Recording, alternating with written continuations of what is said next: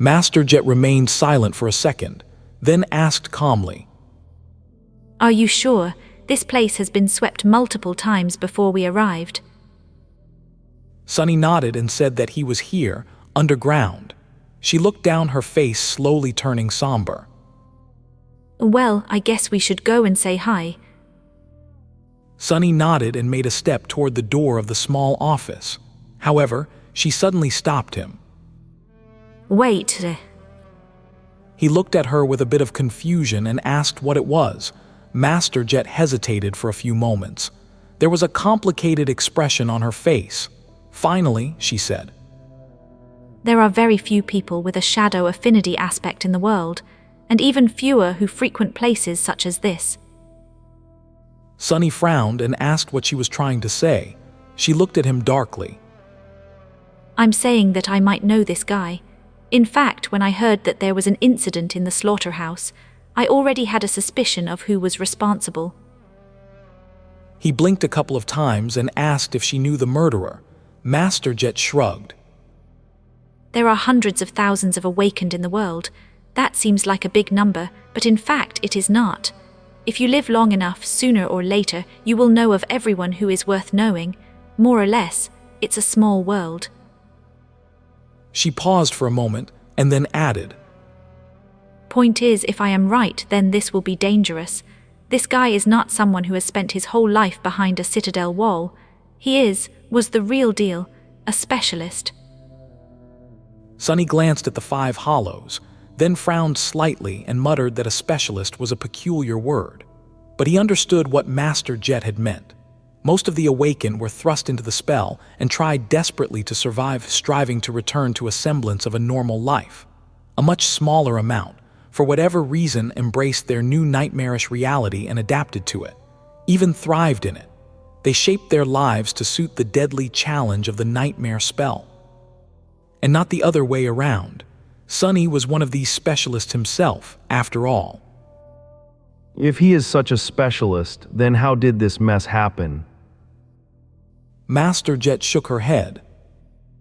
"Who do you think are the most compromised awakened? Folks who spent as little time as possible in the dream realm and then returned to their actual lives.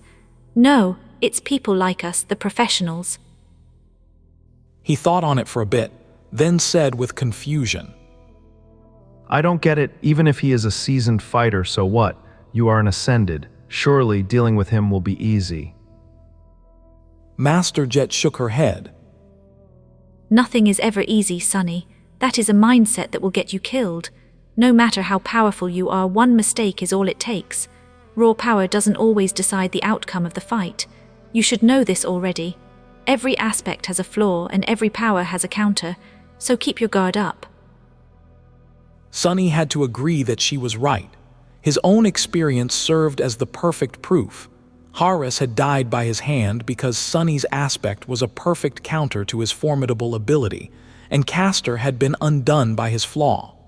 He remained silent for a few moments, and then said, When we confront this guy, pay attention to your shadow. Don't let him get anywhere near it.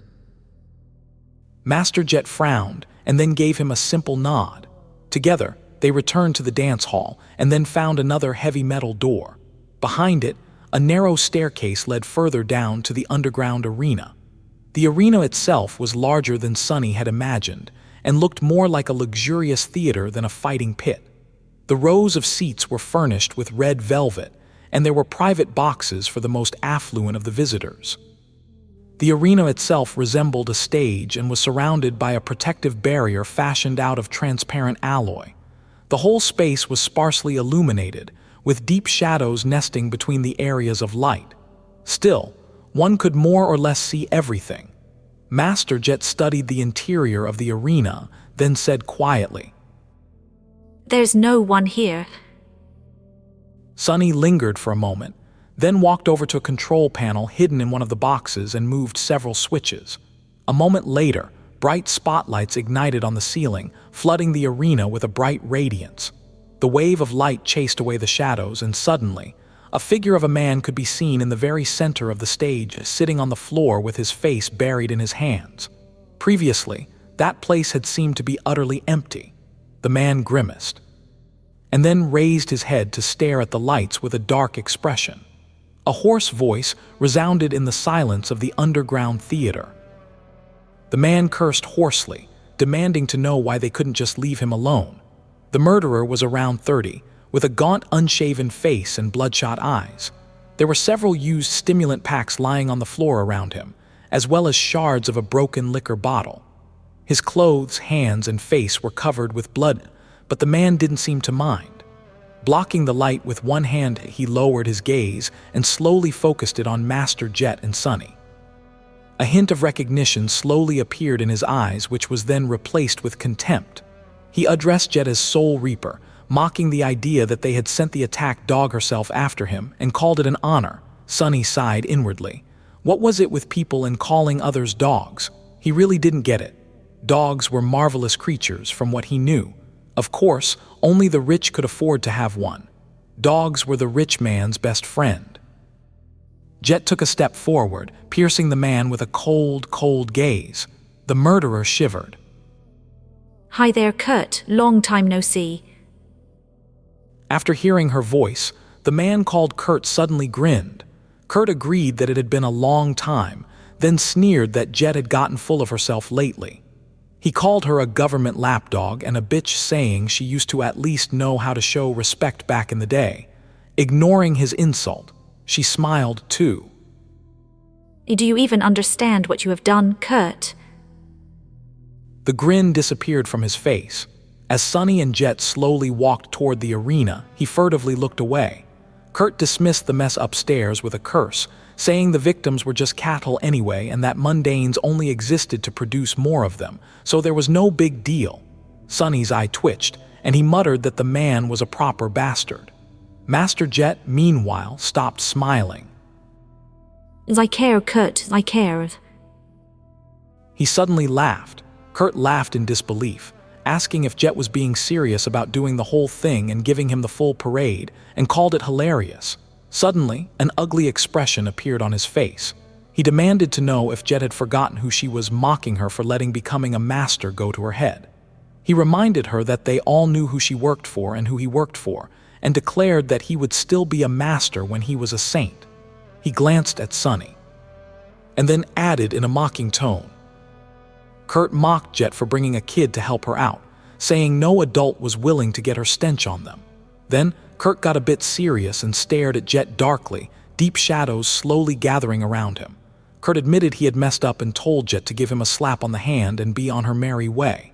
He said he was having a hard day and that they all knew she wouldn't dare to do more anyway.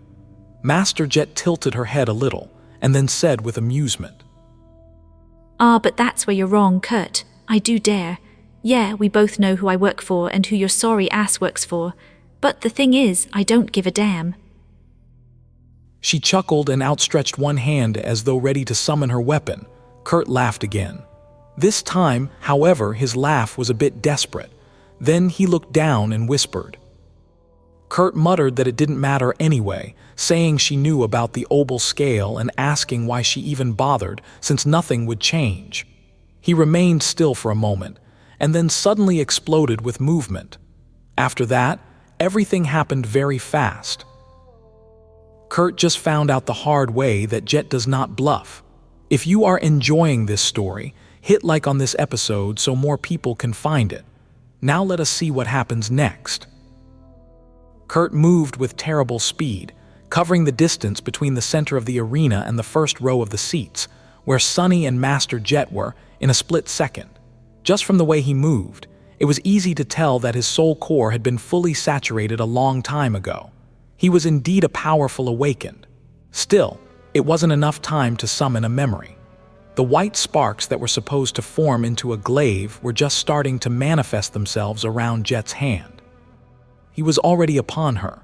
One of Kurt's hands shot forward, a knife forged out of a strange, lusterless alloy appearing in it as though out of nowhere. There was no magic involved in its sudden appearance, though. The knife had just been hidden in a secret sheath on his forearm. Of course, Master Jet was much faster. She blocked the strike before it could ever reach her flesh. At the last moment, however, Kurt twisted his wrist and let go of the handle, sending the knife flying past her. Right at Sunny, he had barely any time to react. The cruel sight was still in the process of being summoned, so Sonny used his other hand to try and swat the knife away. It jerked up, but then froze. No, wrong. A fraction of a second too late, Sonny realized that the knife was not aimed at his body. It was aimed at his shadow, and since he had wasted precious time being mistaken about the killer's intentions, it was too late to move his body away to make the shadow shift out of harm's way. Luckily, Sonny's shadow could move on its own. It suddenly went out of the sync with his movements and jumped away, letting the knife bury itself in the floor and send a net of cracks through the sturdy synthwood boards. Shaken. Sonny belatedly jumped back and muttered under his breath, asking what that was. Any other awakened would have been killed by that devious attack, most likely. To Kurt's misfortune, though, he had met a fighter well-versed in all things shadow. A few steps away, Master Jet was already turning her block into an attack. Her fist seemed to teleport forward, tearing through the air so fast that it sent a small shockwave rolling through the underground arena. Kurt had long disengaged, though. As soon as he threw the knife, he saturated his body with essence and lunged back, smashing through the velvet seats and momentarily appearing a dozen meters away. As soon as his feet touched the ground, he was already moving again, dashing sideways. At the same time, more knives flew at terrible speed toward Master Jet and Sonny. Their purpose was not to kill or wound them, but just to slow them down.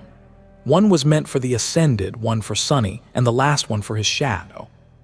Sonny dodged the knife and summoned the shadow to wrap itself around his body, feeling his strength and speed become even more enhanced. He dashed forward, and finally felt the cool wooden surface of the cruel sight's hilt appear in his hand. Not too bad. Jet's voice tore this thought to shreds. Be careful, he's planning something. Before she could finish the thought, a dark smile appeared on Kurt's face. In the next moment, something massive broke through the floorboards and struck her, or at least tried to. Soul Reaper easily sidestepped the attack and jumped back, then suddenly twisted, making her shadow grow smaller. A fourth knife appeared out of nowhere and pierced the floor where it had been just a moment ago. Kurt clicked his tongue. He muttered that it was so annoying. Sonny, meanwhile, was staring at the thing that crawled from under the floor. It looked like a mound of worn rags, with two long arms that had one too many joints growing out of it, each ending in 3 terrifying curved claws. The towering thing was vaguely humanoid in shape, with broad shoulders and a small head covered by a tattered hood. He felt angry at his own stupidity. An echo, curses, of course he has an echo. Why else would the bastard frequent the Slaughterhouse and its underground arena? Something didn't add up, though.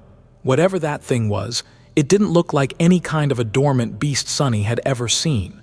If he had to guess, he would be willing to bet that the creature was at least of the fallen rank and had at least 3 soul cores hiding in its raggedy carcass. Maybe more. Weren't the arena meant for dormant echoes?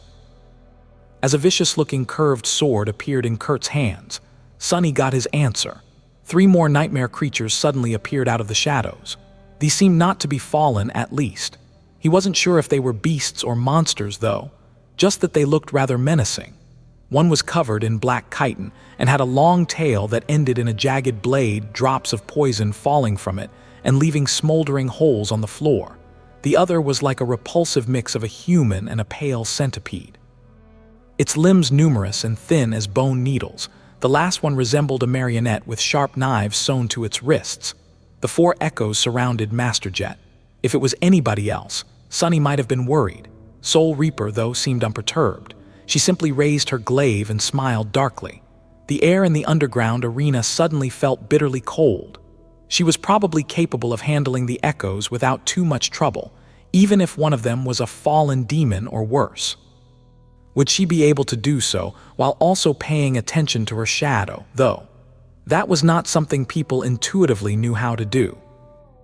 As the nightmare creatures attacked, Kurt surrounded himself with dancing shadows and dashed forward, while Sonny simply took a step back and suddenly appeared in his way. The more shadows the bastard used, the easier it was for Sonny to get to him after all. He noticed a hint of surprise in the killer's eyes and brought the cruel sight down. The somber memory was in the form of a short sword right now, so the almost non-existent distance between the two of them was not an issue. Somehow. Kurt managed to dodge the silver blade and swiped at Sunny with his curved sword. Although he was incredibly fast, Sunny was much faster. He moved the cruel sight and blocked the strike without too much effort. Lazy. Simultaneously, Master Jet's words echoed in his mind. One mistake is all it takes. Yeah, Sunny knew it all too well. Usually, he was the beneficiary of this deadly truth and exploited the mistakes of his enemies to bring them down. This time, however, the situation was reversed, as something broke with a deafening crash and a roar full of agony resounded behind their backs. A triumphant spark appeared in Kurt's eyes. At the same time, his shadow suddenly moved, even though the curved sword was already blocked. Its black reflection held in the shadow's hand continued to swiftly approach Sunny's flesh. Before it could cut him down, though, the blade of the cruel sight suddenly ignited with blinding radiance, summoning pure sunlight into the underground arena. Sunny had activated the Light Eater enchantment, which could absorb and expel light. Because it shined much brighter than the lamps illuminating the theater, Kurt's shadow was suddenly thrown away, appearing behind him and far away from Sunny. An expression of shock twisted the killer's gaunt face, and he swiftly jumped back, creating distance between himself and the radiant short sword, which was already flying toward his heart. The hilt of the cruel sight, however, suddenly elongated, turning into the shaft of a spear. Before Kurt could do anything, the silver blade pierced his armor and buried itself deep in his chest. He opened his mouth, eyes full of disbelief. Before any words could escape it, though. The spearhead turned furiously incandescent, and suddenly, the killer's body became enveloped with white flames. In mere seconds, he had turned into ash. Sunny sighed. You have slain an awakened human, Kurt. Your shadow grows stronger. What a pity. I hope to receive more than a single fragment from a fellow shadow user. The spell wasn't done talking, though. You have received an echo. In the deadly silence that settled over the underground arena after the spell had spoken its last sentence, Sunny stared motionlessly at the flakes of ash swirling in the air. An echo. He was now in possession of a new echo, a human echo. Of course, it was only logical that an awakened could leave one behind. Sunny had received his first ever memory after killing a human after all, and those were not too different. However, somehow, he had never considered commanding an echo left behind by a dead man. One that he had killed with his own 2 hands, no less. Wasn't it a little bit too ghastly? He imagined the soulless, empty copy of Kurt staring at him with lifeless eyes, and shivered a little. The situation was only made more morbid by the fact that a softly glowing soul shard was left in the pile of ash that the killer had turned into. Just like with nightmare creatures, the strange nature of Sunny's aspect left the crystal intact despite absorbing the shadow fragment. If an ordinary awakened was in his place, the shard would have formed empty and cracked. Sunny had never dug into the corpses of his human victims to retrieve one, so this was his first time seeing a soul shard left behind by one of his own kind. Before Master Jet could see it, Sunny bent down, picked up the luminescent crystal, and hid it in his sleeve. His face twitched slightly. Just as he did, an amused voice resounded from behind him. Well, I'll be damned. That was fast.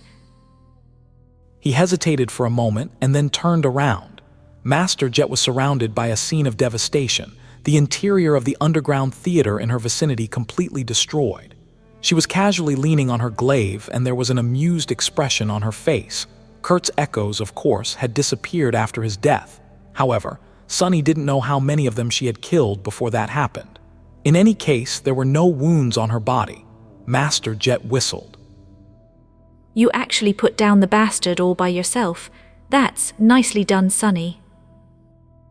From her voice, it was clear that she was pleasantly surprised. And why wouldn't she be? Kurt had been an awakened with at least 10 years of experience under his belt, with a fully saturated soul core and an insidious, deadly aspect, while Sunny had become an awakened less than a year ago. He was never formally trained and had no clan or organization supporting his growth. Not bad for a kid from the outskirts. He shrugged.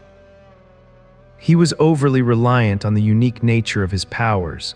A little knowledge of the shadows was all it took, really. She slowly shook her head. Maybe you're right. Still, Kurt had quite a reputation back in the day. But hey, why am I surprised? They gave you the SS designation for a reason.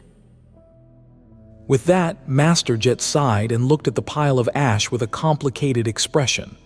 After a few moments of silence, she added, You know, he was a promising young awakened too, once. One of the few who didn't treat me like a walking corpse back in the academy. Sunny glanced at the ashes, trying to imagine Kurt as young and promising. It wasn't too hard. However, thinking about a person he had killed this way made him uncomfortable. It was better to remember him as he had been at the end. A depraved, demented murderer. More of a rabid beast, really, than an actual human. Sunny scratched the back of his head. So then what happened to him? Master Jet lingered for a bit, and then shrugged. Life, I guess. Not everyone is cut out for the kind of life we live. In fact, very few are.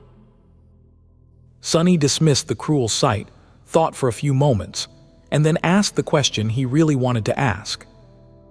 So that stuff he told about having a powerful protector, what was that all about? Are you going to be in trouble? Wait, am I?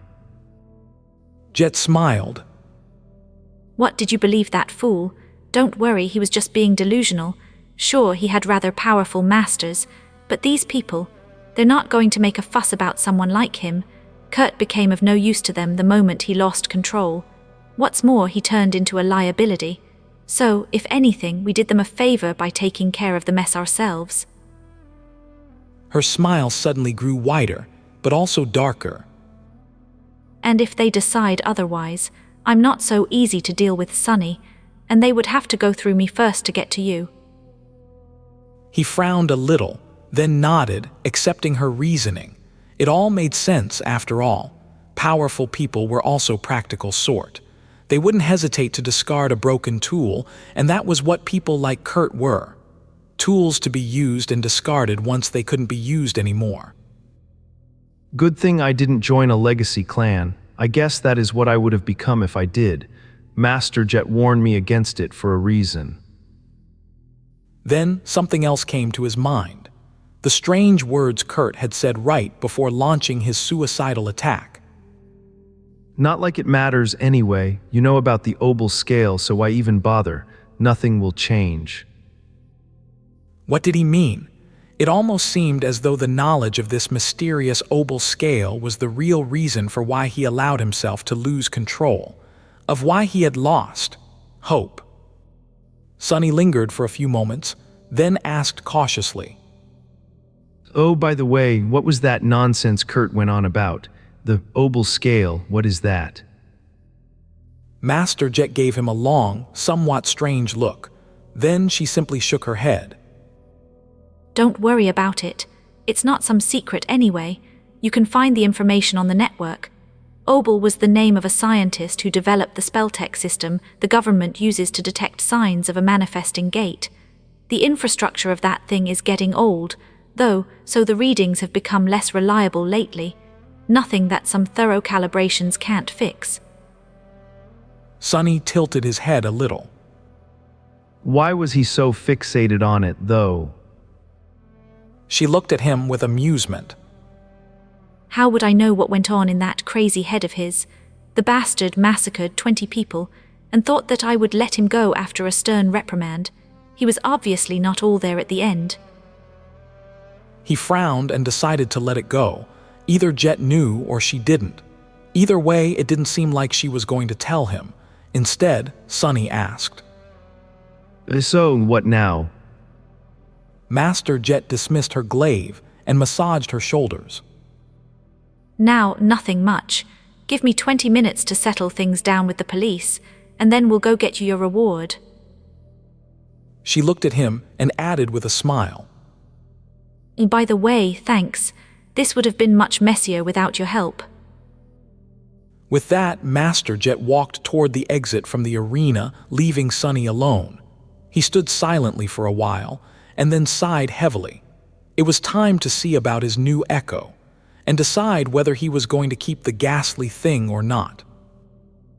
Sunny looked around the destroyed theater, then found an intact seat and sat down.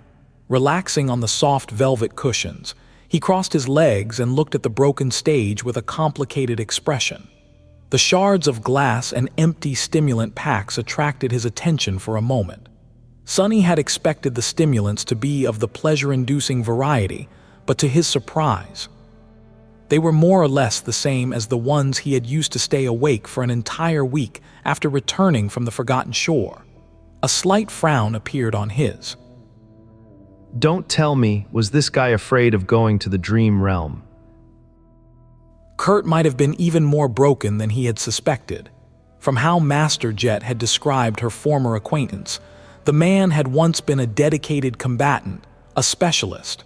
But what kind of a specialist was scared of his specialty? With a sign, Sunny stared into the distance and summoned the runes. And there, it was written in the ancient symbols in the air in front of him. Echo Shadow Blade Kurt, Echo type beasts. All humans were considered to be beasts by the spell since they only had one soul core, so this was not surprising. Well, all humans except for Sunny and Nephi's. As the thought of becoming a demon drifted into his mind, Sunny read further. Echo rank awakened. Echo attribute swift hand, shadow sworn mark of death. Swift hand attribute description. Your blade strikes fast and true. Shadow sworn attribute description. You are known to shadows. Mark of death attribute description. You bear a mark of death, as just like death, you were created to be a weapon. Sunny tilted his head a little. So, an attribute that increased perception and agility, an attribute that gifted Kurt affinity to shadows, although to a much lesser extent than his own. And a third attribute that, actually Sunny had no idea what the third attribute did. Its description, though, was very interesting. He knew that death had been created by Shadow God, and now he learned that it had been created as a weapon. But against whom? What kind of enemy could have demanded the creation of such a terrible thing? Someone immortal, perhaps. No, that didn't make sense. If there had been a time before death was invented, then everything back then was immortal, eternal, and endless. Right. Sunny wasn't sure that he understood the concept of a world without death. What he did know, though, was that something as harrowing as death would not have been invented without a reason. He frowned, then turned his attention back to the runes. Echo abilities, shadow manipulation, shadow strike, awakened. Shadow manipulation ability description. You can affect the movement of shadows and walk through them unseen. Shadow strike ability description. You can strike at the shadows and your shadow can strike at the living things. Well, as expected. Sunny had more or less surmised what Kurt's aspect abilities had been. They were different, but at the same time similar to his own. Both were much less versatile and powerful than what he was capable of himself, though, even if the ability to deal direct damage to and through his shadows was something Sunny would have loved to have access to. Shadow manipulation, especially, was almost no more than a slightly different version of his passive attribute, Child of Shadows. Still, having a shadow like Kurt could add a new layer to his battle prowess. There was also the last ability. Awakened ability description. This Echo has the innate abilities of a carrier of the spell. So, using memories. That was a nice ability to have. Even Saint herself was limited to only using weapons and charms. Full of thought, he looked at the last string of runes. Echo description. I have entrusted you with a beautiful blade, but all you created was a hideous nightmare. He blinked a couple of times. What's up with that description? Oh my, am I imagining things, or does the spell sound bitter? What a funny thought that was. Sunny reclined in the chair and waited for a bit, then grimaced and dove into the soul sea. Let's take a look. He walked past the rows of silent shadows, noticing the dark figure of Shadow Blade Kurt standing among them motionlessly. Sparing him a glance, Sunny approached the spot between the black suns of his shadow cores, found a large sphere of light that orbited one of them, and summoned the echo down. The sphere floated to the surface of still waters and slowly dimmed, revealing a gaunt, naked man standing inside. Sunny felt his skin crawling. In front of him was a human, or rather, soulless copy of a human. Echo Kurt looked almost like a person, but the lifeless emptiness in his eyes screamed of a profound, abhorrent wrongness. It was incredibly unnerving. The echo was very much like the hollow victims of its original, only even more vacant and devoid of the undefinable spark that all living things possessed. It was an artificial copy of a man that lacked the very thing that made him human, a ghastly effigy. The thing was incredibly creepy.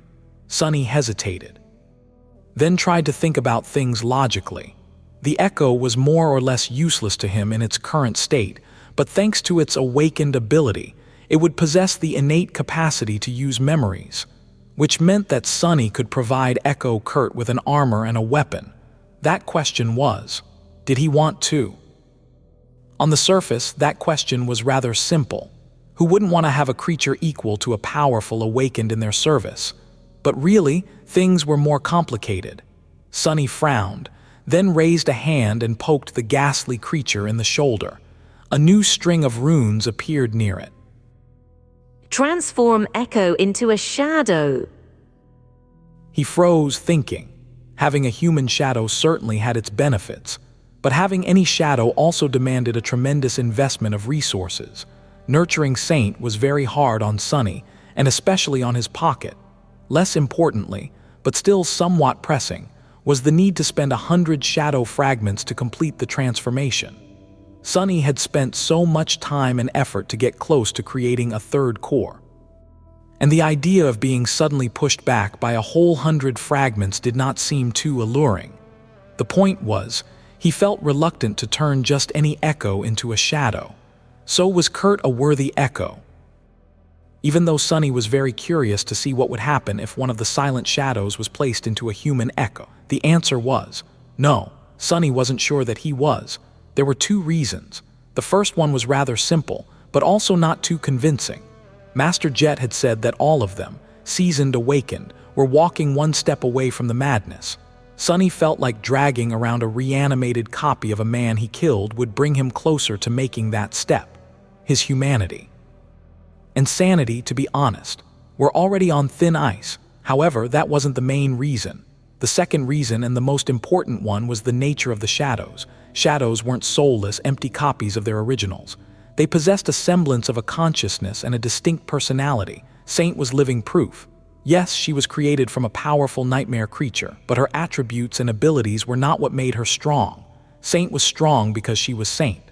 Her will, intellect, and unbreakable resolve were what made her such a deadly presence on the battlefield, and a valued companion for Sunny.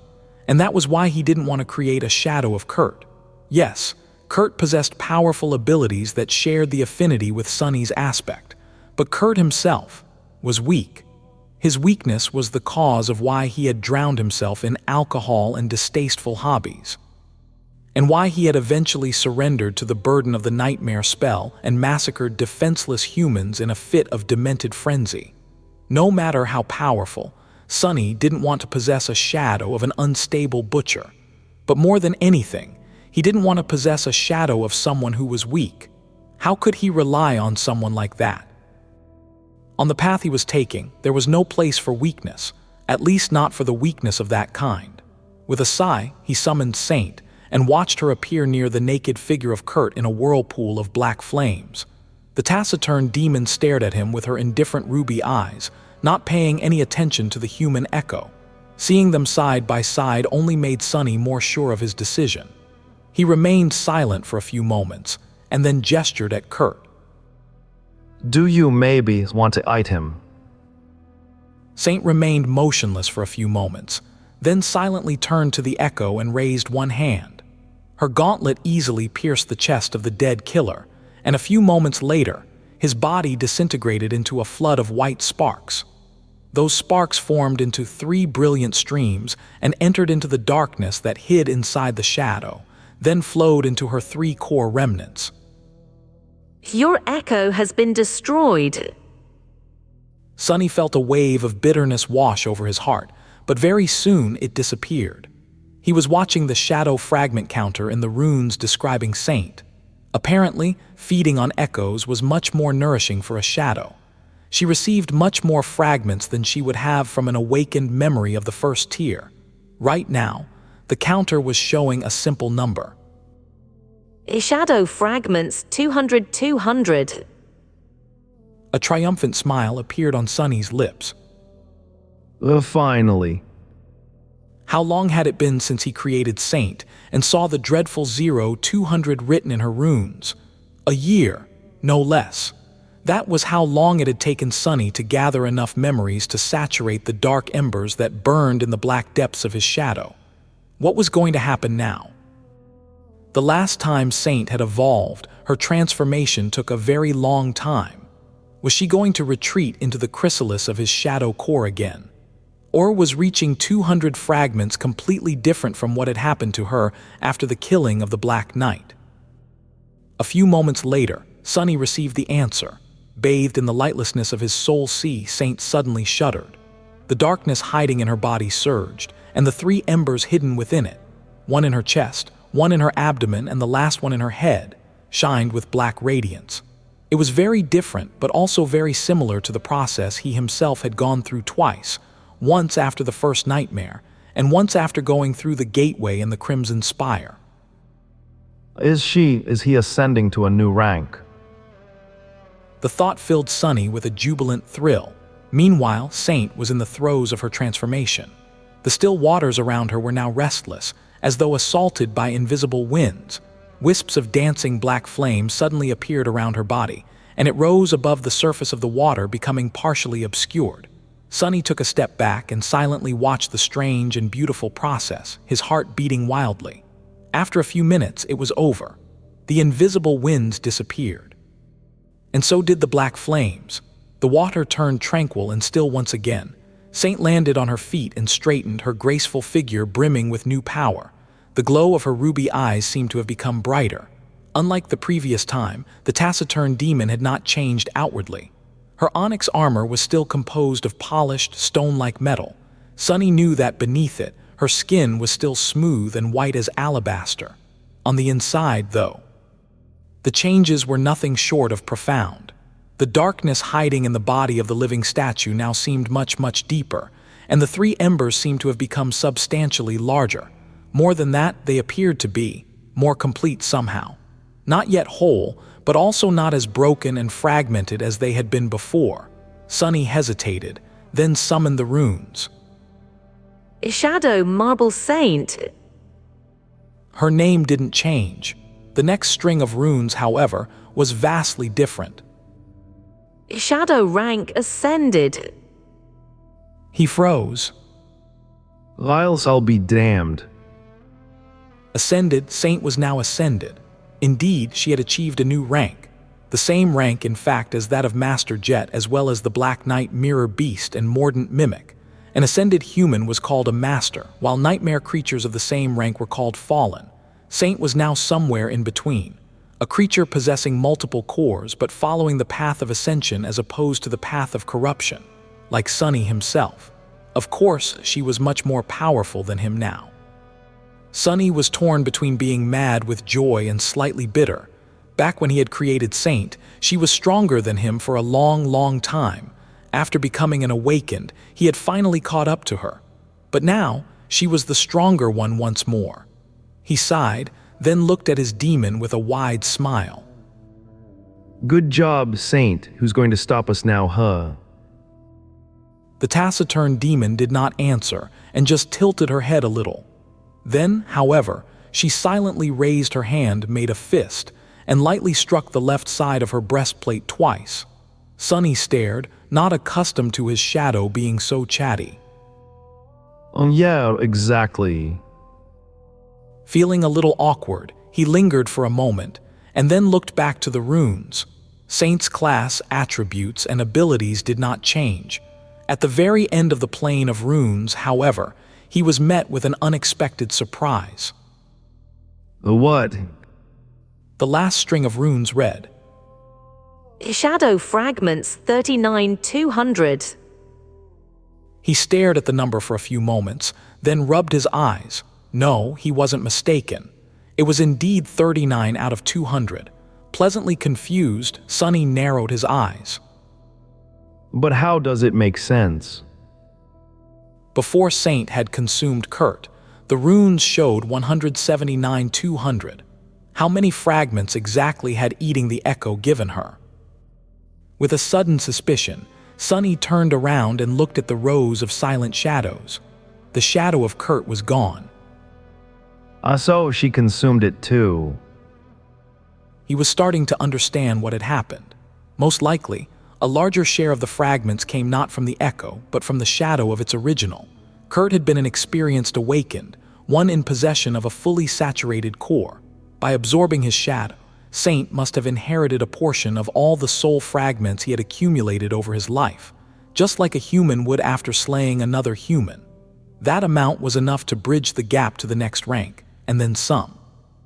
Of course, since his shadow was now an ascended, she required shadow fragments of similar quality to grow one-to-one. Those that came from Kurt were only awakened, though. So, in fact, the current number would have been 78,200 if Saint's rank had not changed.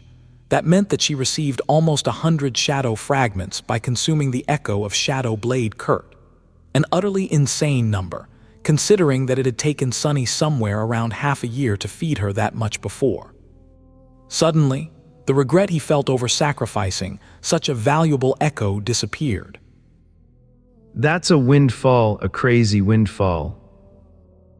Today, luck was truly on his side, and an ascended demon was now by his side, which instantly propelled Sonny to a completely new level of capability. Together with the newly transformed Saint, he would be able to do much more, challenge much more powerful nightmare creatures, and therefore accelerate his own growth even further. Even better, this change could not have come at a better time, because it was nearly time for him to return to the shipwreck island and challenge the terrifying being that dwelled in the ancient wreck. Having an ascended shadow by his side would be of enormous help. Sonny only noticed that a wide, stupid smile appeared on his face when Master Jet returned to the underground arena. He hurriedly erased it and stood up. It's all done. She gave him a relaxed nod, then yawned. Yeah, we are free to go. A little paperwork, and the contribution points I promised will be yours to spend. We can grab a bite first if you want. Sonny smiled. Oh yes, there is also the reward from the government. Now that he didn't need to spend all the contribution points on bringing Saint to full saturation as soon as possible, what else would he be able to get? Sitting on the very edge of the sanctuary island with his feet dangling above the abyss of the sky below, Sonny was enjoying the view of the clear streams falling down into the darkness and turning into clouds of water dust. After a while, he lowered his eyes and looked at the item laying on his palm with a bit of confusion. So that's it. This was one of the 2 memories he had exchanged for the contribution points given to him for helping Master Jet deal with Shadow Blade Kurt. It looked like a long, narrow needle forged out of black steel, with gold wire wrapped around one of its ends, sort of like an antique acupuncture needle, but much sturdier. The needle's name was Heavenly Burden, a very ironic name for a memory here on the Chained Isles. He had just received it this morning. And this was his first opportunity to properly study the thing. Very curious, Sonny summoned the runes. Memory Heavenly Burden, Memory Rank Awakened, Memory Tier 3, Memory Type Tool, Memory Description. To be free of a burden, one has to let go of all attachments they hold in their heart. Only those who untethered themselves from everything can become truly free. It sounds wonderful. At first glance, the memory wasn't too outstanding. Its rank wasn't high, and neither was its tier. With the amount of money Sonny was making, he could probably buy something like this after a week or 2 of collecting soul shards in the dream realm. but that was why contribution points were more valuable than credits. The government had access to things that were exceedingly rare or simply impossible to get on the market. Heavenly Burden was one such thing, and it was due to the enchantment the needle possessed. Memory enchantments unburdened. Enchantment description: those pierced with this needle will rise to the skies. Indeed, it was a memory that could allow him to fly, sort of. Flight enchantments were extremely rare and tremendously valued. In all honesty, Sonny had no business being able to get his hands on a memory such as this.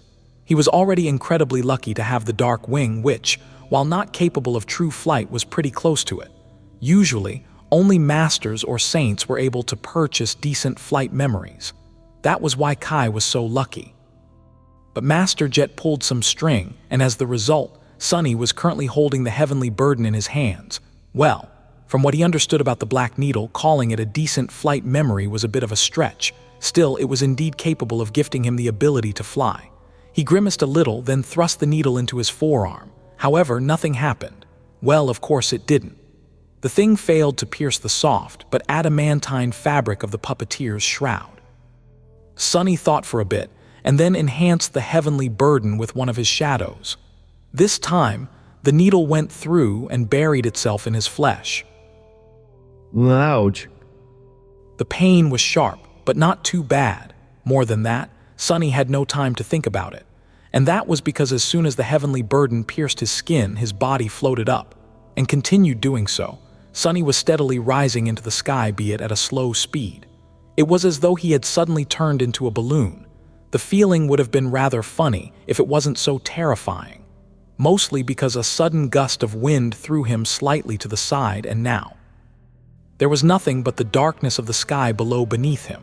Both amused and slightly tense, Sonny summoned the Dark Wing. He also summoned the Prowling Thorn just to be on the safer side. After both memories manifested themselves, he hesitated for a moment, and then wrapped the Black Needle in his second shadow too. Immediately, the speed with which he was rising into the air increased. Sonny allowed himself to float upward for a few moments, and then commanded the Dark Wing to activate.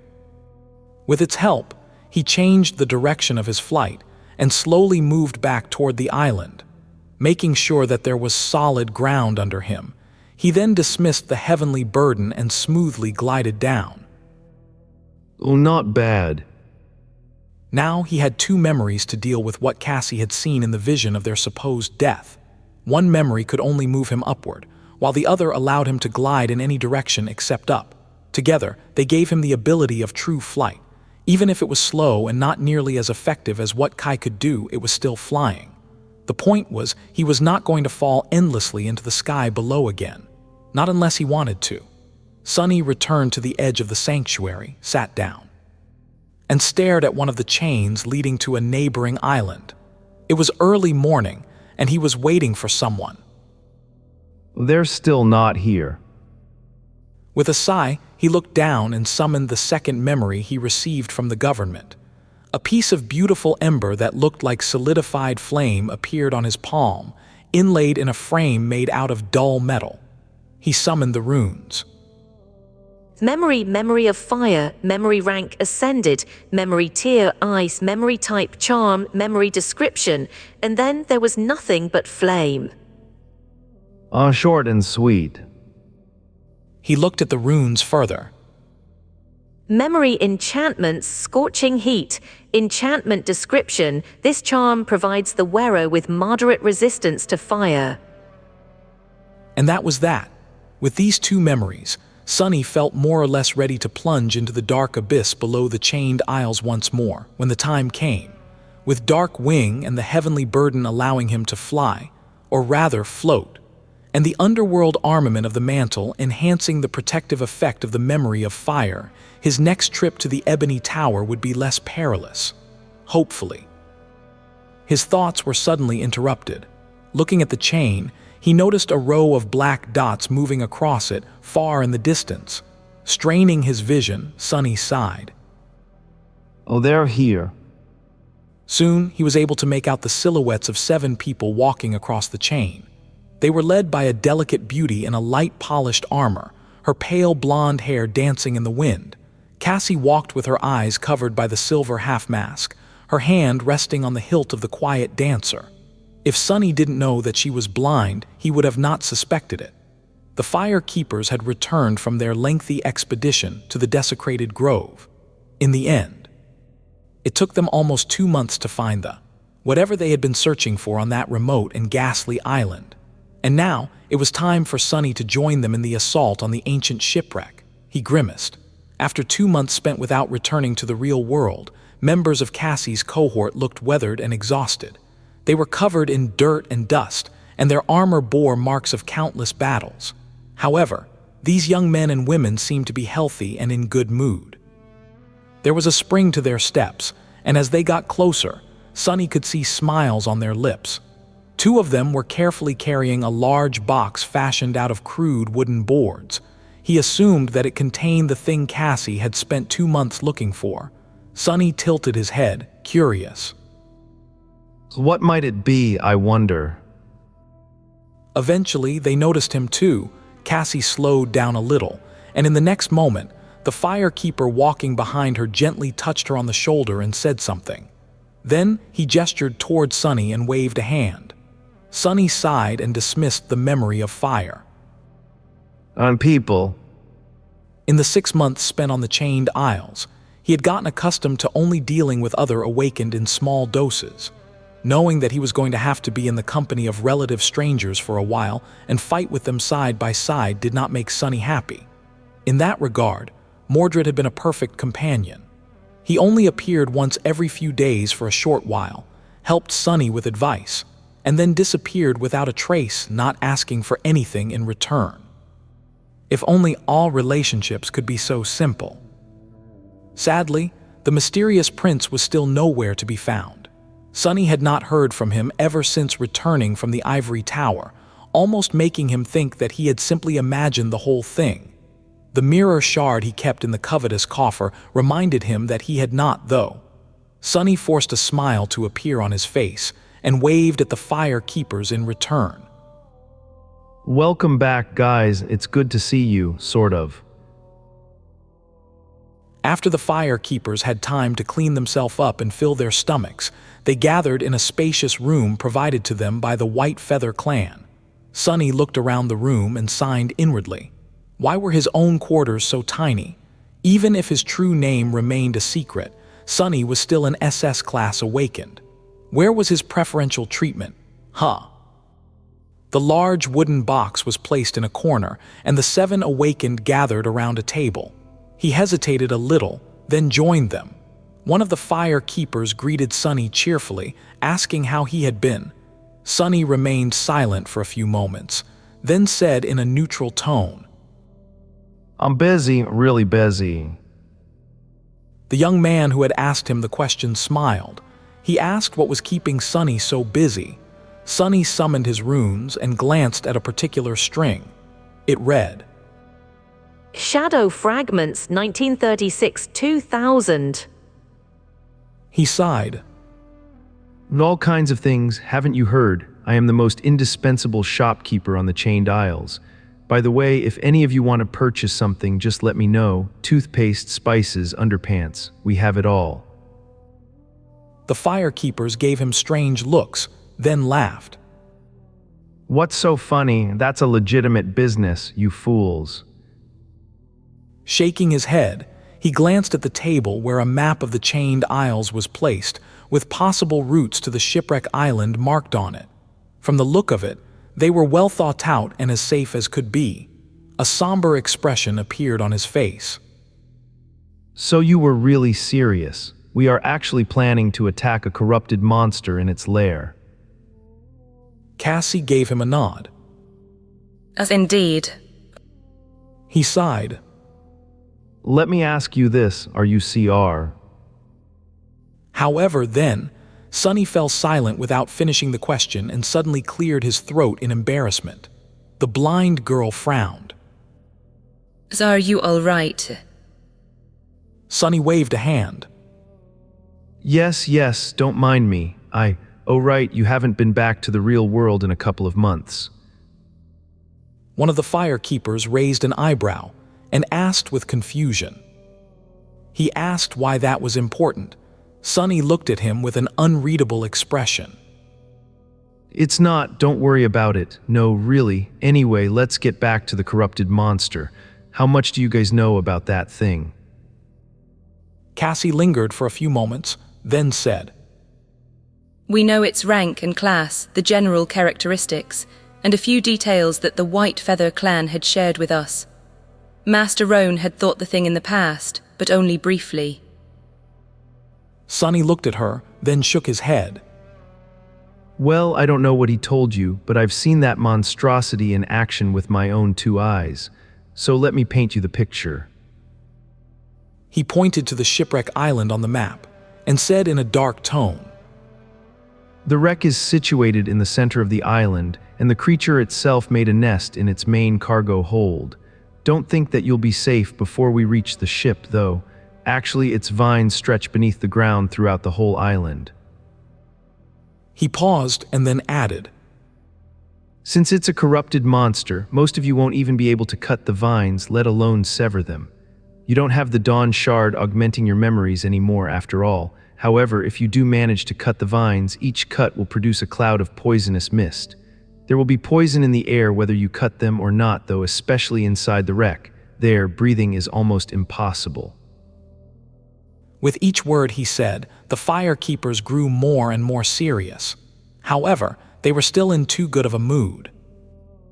What is wrong with these idiots? Sunny cleared his throat. Oh, and by the way, there are other nightmare creatures on the island too. Big nasty fallen beasts called sailor dolls. He hesitated and then said, Well, if there is one good about the whole situation, it's that the creature in the wreck usually slumbers until one of its vines is disturbed. Cassie told me that it is weak to fire, so my suggestion would be to just burn the whole ship down and the scary bastard with it. The firekeepers glanced at each other with strange expressions. Cassie remained silent for a bit and then said awkwardly, No, we can't burn the ship. Sunny blinked a couple of times. Then why, pray tell, is that? She turned her head to the large wooden box in the corner, lingered for a moment, and then answered, Because we are going to repair it. Sunny was at a loss for words. Had he even heard it right? You are going to repair the ancient, broken, monster-infected ship. Well, it made a lot of sense actually. Cassie nodded. Yes, we are going to cleanse, repair, and make it fly again. Oh, so it was a flying ship too. Perfect. Honestly, Sunny shouldn't have been surprised. All the clues had been there for a long time. He had already known that the ship depicted on the miraculous coins was most likely the very same that lay broken on the shipwreck island. The connection was pretty easy to make, considering that they looked alike and that the coins had come from its treasury in the first place. Sunny had also asked himself the question of what a sailing ship was doing in the middle of chained isles, which had no sea and no rivers for it to sail on. The thought that it had actually been designed to fly through the skies had crossed his mind, among other things. And finally, on the coins, the ancient ship was shown as having a beautiful tree wrapped around its mast. It had also belonged to the enigmatic person called Noctis. Wasn't it too much of a coincidence, then, that Cassie had come to the sanctuary of Noctis and ventured on a long expedition to a desecrated grove? The word desecrated implied that the burned grove had been sacred once. After all, only sacred things could be desecrated. And a sacred tree sounded exactly like something capable of making a massive ship fly. Right. Sunny stared at the large wooden box with a ponderous expression. After a while, he asked, So what's in the box? Cassie walked over and gently put a hand on its lid. A sapling. We spent 2 months searching for a living root in that ghastly place. And finally, deep underground, we found the only one that remained. The wondrous tree which kept the ancient ship afloat in the sky had come from that grove once. The sapling will grow into a new one. She sighed and then turned to the firekeepers. Shakti and Kaor were artisans back in the Bright Castle. Shakti is gifted with an aspect that helps plants thrive and was Kaido's apprentice. Kaor is an awakened carpenter. We have more people on the way to the Chained Isles, too, to help with the reconstruction. Sunny remained silent for a while, so she had been planning to commandeer the ancient wreck for a long time, from before he had come to invite her to challenge the second nightmare with him. Was it a coincidence? They were going to have to brave the sky below to get to the seed. After all, and here was Cassie, conveniently planning to claim and repair a flying ship. How much did she really know? As though hearing his thoughts, Cassie turned to him. Her face suddenly turned somber. With this ship here, we might be able to cross the Hollow Mountains. At least that is our hope. The fire keepers grew quiet. After a while, the familiar girl, Shakti, said in a dark tone. Shakti said that they had to try, no matter what, because going there on foot was suicide, and maybe flying would be different. They were all really resolute in their desire to find Nephi's, it seemed. And what about Sunny himself? Well, things were complicated, he sighed. All right, that answers the question of why you want the ship and how you might be able to repair it. But how are we going to defeat its current tenant without using fire? No offense, guys, but I really don't think that you can handle that fight. Maybe you can hold on for a while outside the wreck, but inside, it's a death trap. The fire keepers looked at each other again. Finally, their mood turned dark. Cassie hesitated for a few moments and then said, We are going to kill it the old-fashioned way. Use someone as bait and strike the monster down while it's distracted. Sunny rubbed his face. Let me guess, I am the bait. The blind girl smiled, then shook her head. No, we are the bait. You are the blade that will pierce the creature's heart from the shadows. That sounded solemn and sort of grand, but she immediately ruined the moment by adding in an awkward tone. I mean, if it has a heart, if it doesn't then, well, you know, kill it some other way. Not exactly the icon of eloquence, are we? Sunny frowned. He did like the idea of not being the bait for once. Well, to be honest, Neph was usually the bait. Actually, this plan sort of made sense. He already knew that he could survive in the poisonous miasma inside the ship, and that with enough augmentations, the cruel sight could damage the vines.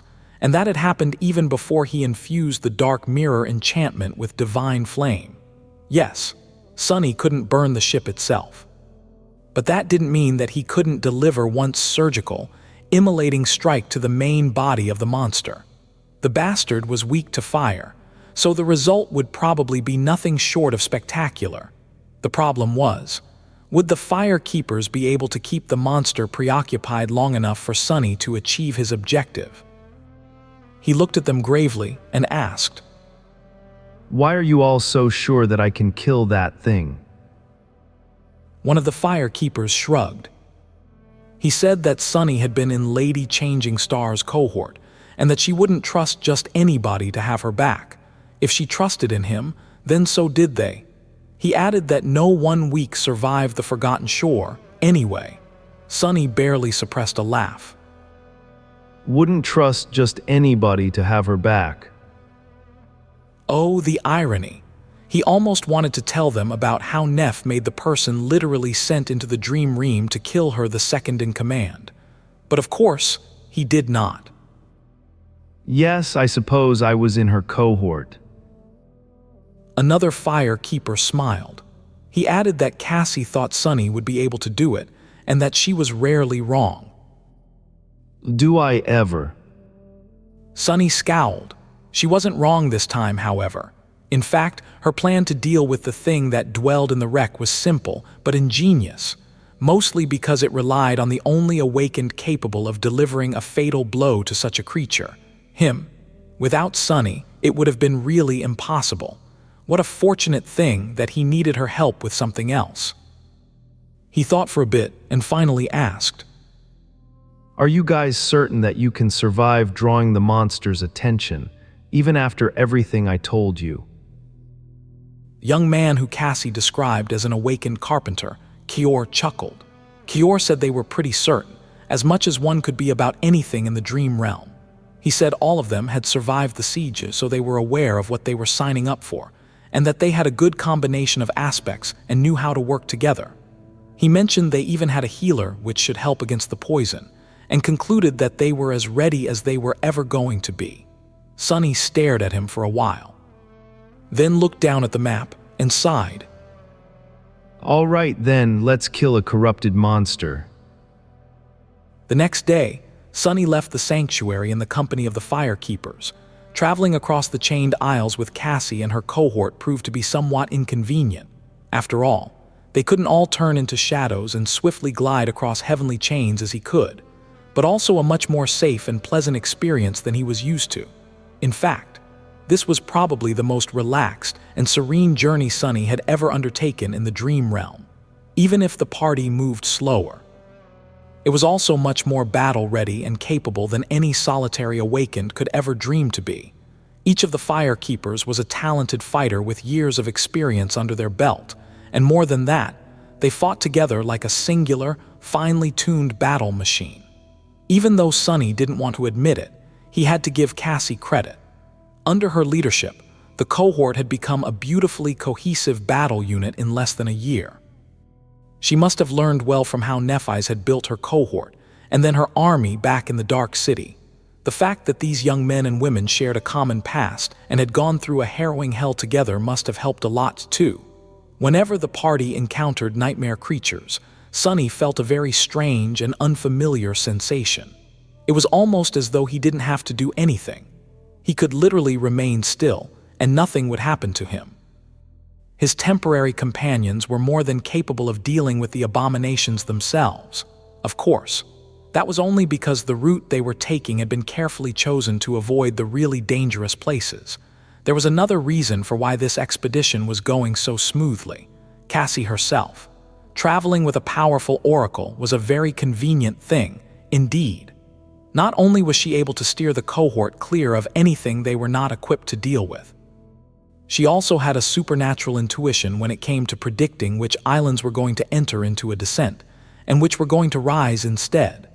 Thanks to that, they were able to avoid being caught by the crushing and having to either endure it or scramble to escape to the nearest isle, which could have landed them into the hunting territory of extremely powerful nightmare creatures. Just like before, Sunny and she worked together to make sure that nothing unexpected happened. With Cassie's intuition and his shadows scouting ahead, the cohort always had plenty of time to avoid a confrontation with dangerous abominations or thoroughly prepare for it. It was almost like the good old times. The fact that Sunny, unlike the firekeepers, who had spent most of their time on the chained isles up north, knew this part of the region pretty well also helped. On the way, they had passed through many islands that he had explored and hunted on before. Plus, he had the covetous coffer now, which made their rest stops and meals much more enjoyable. So, as far as traversing the dream realm went, this journey was almost enjoyable. After a calm and comparatively uneventful week, they finally reached the shipwreck island. This close to the tier, the nightmare creatures were much more dangerous and vile. Sunny and the firekeepers were currently on the island he had visited before, the one with dozens of stone towers laying in ruins, overgrown by moss and monstrous worms hiding underground. They had just fought off a swarm of them and were now approaching the edge of the isle. Soon, the sight of the gargantuan chain stretching into the distance opened to them, and they heard the sound of rusty metal scraping against ancient iron on the wind. The firekeepers froze and stared at the distant shipwreck island, and the corpse of the metal giant that was entangled in the remnants of a broken chain, swaying slowly above the dark abyss of the sky below. They were as stunned by this forlorn visage as Sunny had been when he first saw the mangled remains of the steel colossus. After a while, one of them said, "That wound in his chest, what kind of force could have shattered such a creature? And his arm, we saw it already, didn't we?" Sunny didn't respond, since the question wasn't directed at him, and thus his flaw remained silent. Another firekeeper lingered, then asked in a curious tone, Maybe we should climb down and investigate after taking control of the island. Sonny glanced at her, then shook his head. The young woman raised an eyebrow. Sonny told her he wouldn't recommend that. A dark smile found its way onto his face. She asked why. You think the monster in the wreck is bad. The being that dwells on the dark side of the island is much, much worse. Believe me, and that giant is well within its reach. In fact, I think that it uses him as bait to feed on the chain worms. Those are fallen demons, by the way, and of a very nasty variety. They're just candy to that thing, though. The firekeepers turned their attention to the underside of the shipwreck island, which was shrouded in darkness. Their faces turned solemn, and after a while, one of them asked. Sonny shrugged. One of them asked what it was. I have no idea. I only saw the tip of its root. That is why I am still alive, most likely. If I saw the whole thing, we wouldn't be having this conversation right now. After that, everyone remained silent. Sonny used that time to take another look at the two tall pillars that rose into the sky from the ancient stone structure on the other end of the chain. Now that he knew that the ancient ship had been a flying one, the purpose of these pillars became clear too. They were wharves, or rather, mooring masts. The flying ship had to dock to something, after all, when it was not braving the vast expanse of the sky. That made him think. There were several such pillars on the island, which suggested that Noctis had not been the only one in possession of a sky vessel in the ancient past. Maybe flying ships were how all the inhabitants of the chained isles traveled across the chasms of the sky below. That made sense, really. The chains themselves were not exactly convenient roads. It's just that the awakened used them for that purpose. But how had the captains of the flying ships dealt with the crushing? Or had there been no such curse on the chained isles before hope escaped from its bonds? His thoughts were interrupted by the loud rattling of the heavenly chain. The shipwreck island was descending. The firekeepers looked at each other. Their faces turned grim. Cassie gripped the hilt of the quiet dancer and then said, her voice calm and steady. Get ready, you all know the plan, so I won't waste time repeating it. Stay strong, stay together, and stay alive. Today we will be victorious. Sonny stretched his neck, then summoned the cruel sight. Let's hope your intuition is right this time, too. Returning to the shipwreck island felt strange. It was almost exactly the same, but also different. They followed the remains of the ancient road and crested the hill to see the desolate valley below. The wreck of the once graceful ship was at its center, the dead tree wrapped around its mast. Thick vines were growing out of the breaches in its hull and spreading outward, some laying on the ground, some buried beneath it. Here and there, piles of wooden debris could be seen. Those were the sailor dolls, which had yet to assume their humanoid form after shapeshifting to withstand the crushing. What had changed, however, was that there was no chain on the other side of the valley anymore. The twisted rock had been destroyed and crumbled into the sky below, and now, the shipwreck island directly bordered the tier. Sonny felt as though the air itself was slightly different as the result.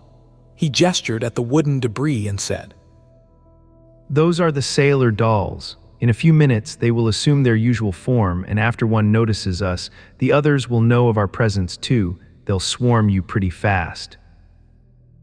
The firekeepers had already summoned their weapons and were prepared for a fight.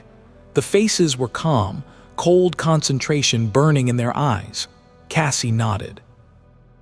This is it, then. We will see you on the other side. Sonny hesitated for a moment, then glanced at the members of the cohort. Out of habit, he had wanted to tell her to be careful, but then remembered who she was and who he was, what they had been through together, and how it all ended. The corner of his mouth twitched. The firekeepers smiled. Sonny told them to give them hell. One of them laughed. I'm pretty sure that this place is already enough of a hell. You stay safe too, Sonny. He sighed, then took a step back and disappeared into the shadows. Safely hidden in their dark embrace, Sonny observed as the firekeepers moved forward in a flexible battle formation. A few seconds later, he followed behind them unseen. Soon, the piles of debris shuddered and started assembling into tall, menacing wooden humanoids, their arms ending with jagged blades. The fire keepers did not wait for the first one to lunge at them and launched an attack themselves.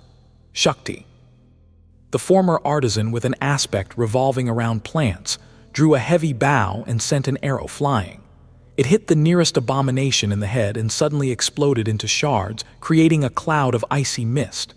The creature swayed, then turned to face them, one side of its body in shambles. As it moved toward the humans, a thin crust of ice formed on its limbs, slowing the doll down, before it could strike with its blades. Another fire keeper dashed forward and brought the blade of a heavy axe on its shoulder, severing one of the abomination's arms completely.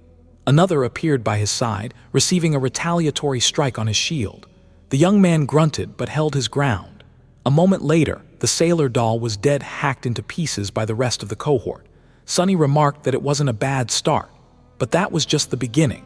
Soon, the 8 humans were surrounded by a dozen more fallen beasts, all towering above them with menacing, bloodthirsty determination. Things were about to turn bad for the fire keepers, but at that moment, Keor, the artisan specializing in carpentry, froze for a moment and narrowed his eyes. Immediately, a subtle change happened to the wooden creatures. While not really rendered weak, they did, however, become a bit sluggish and slow. That made it possible for the members of the cohort to hold against the onslaught of the nightmare creatures a whole rank above their own. It was not easy, though. The fire keepers held their formation, but only just barely. The young man armed with the heavy axe was now using his aspect ability, which made the blade of his weapon shine with an angry red glow. It bit into the wooden flesh of the abomination he was fighting, penetrating much deeper than it should have been able to. His partner was like a wall, refusing to take even a step back.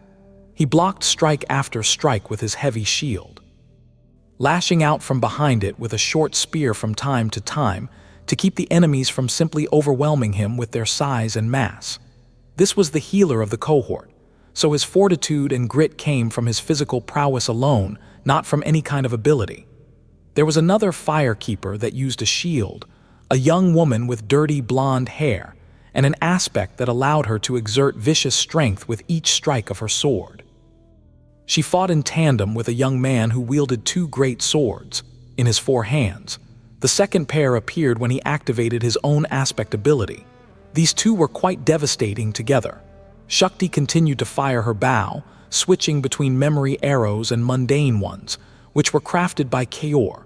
Her bow was powerful enough, and her aim precise enough to deal heavy damage to the advancing sailor dolls. The carpenter himself was sustaining the strange hex he put on the abominations and covering her with a wooden staff in his hands, his face grim and full of resolve. Another fire keeper possessed an aspect that allowed him to gift his companions with an augmentation to stamina and endurance, as well as making one of them much more resilient. He wielded a curved sword encovering Cassie's back.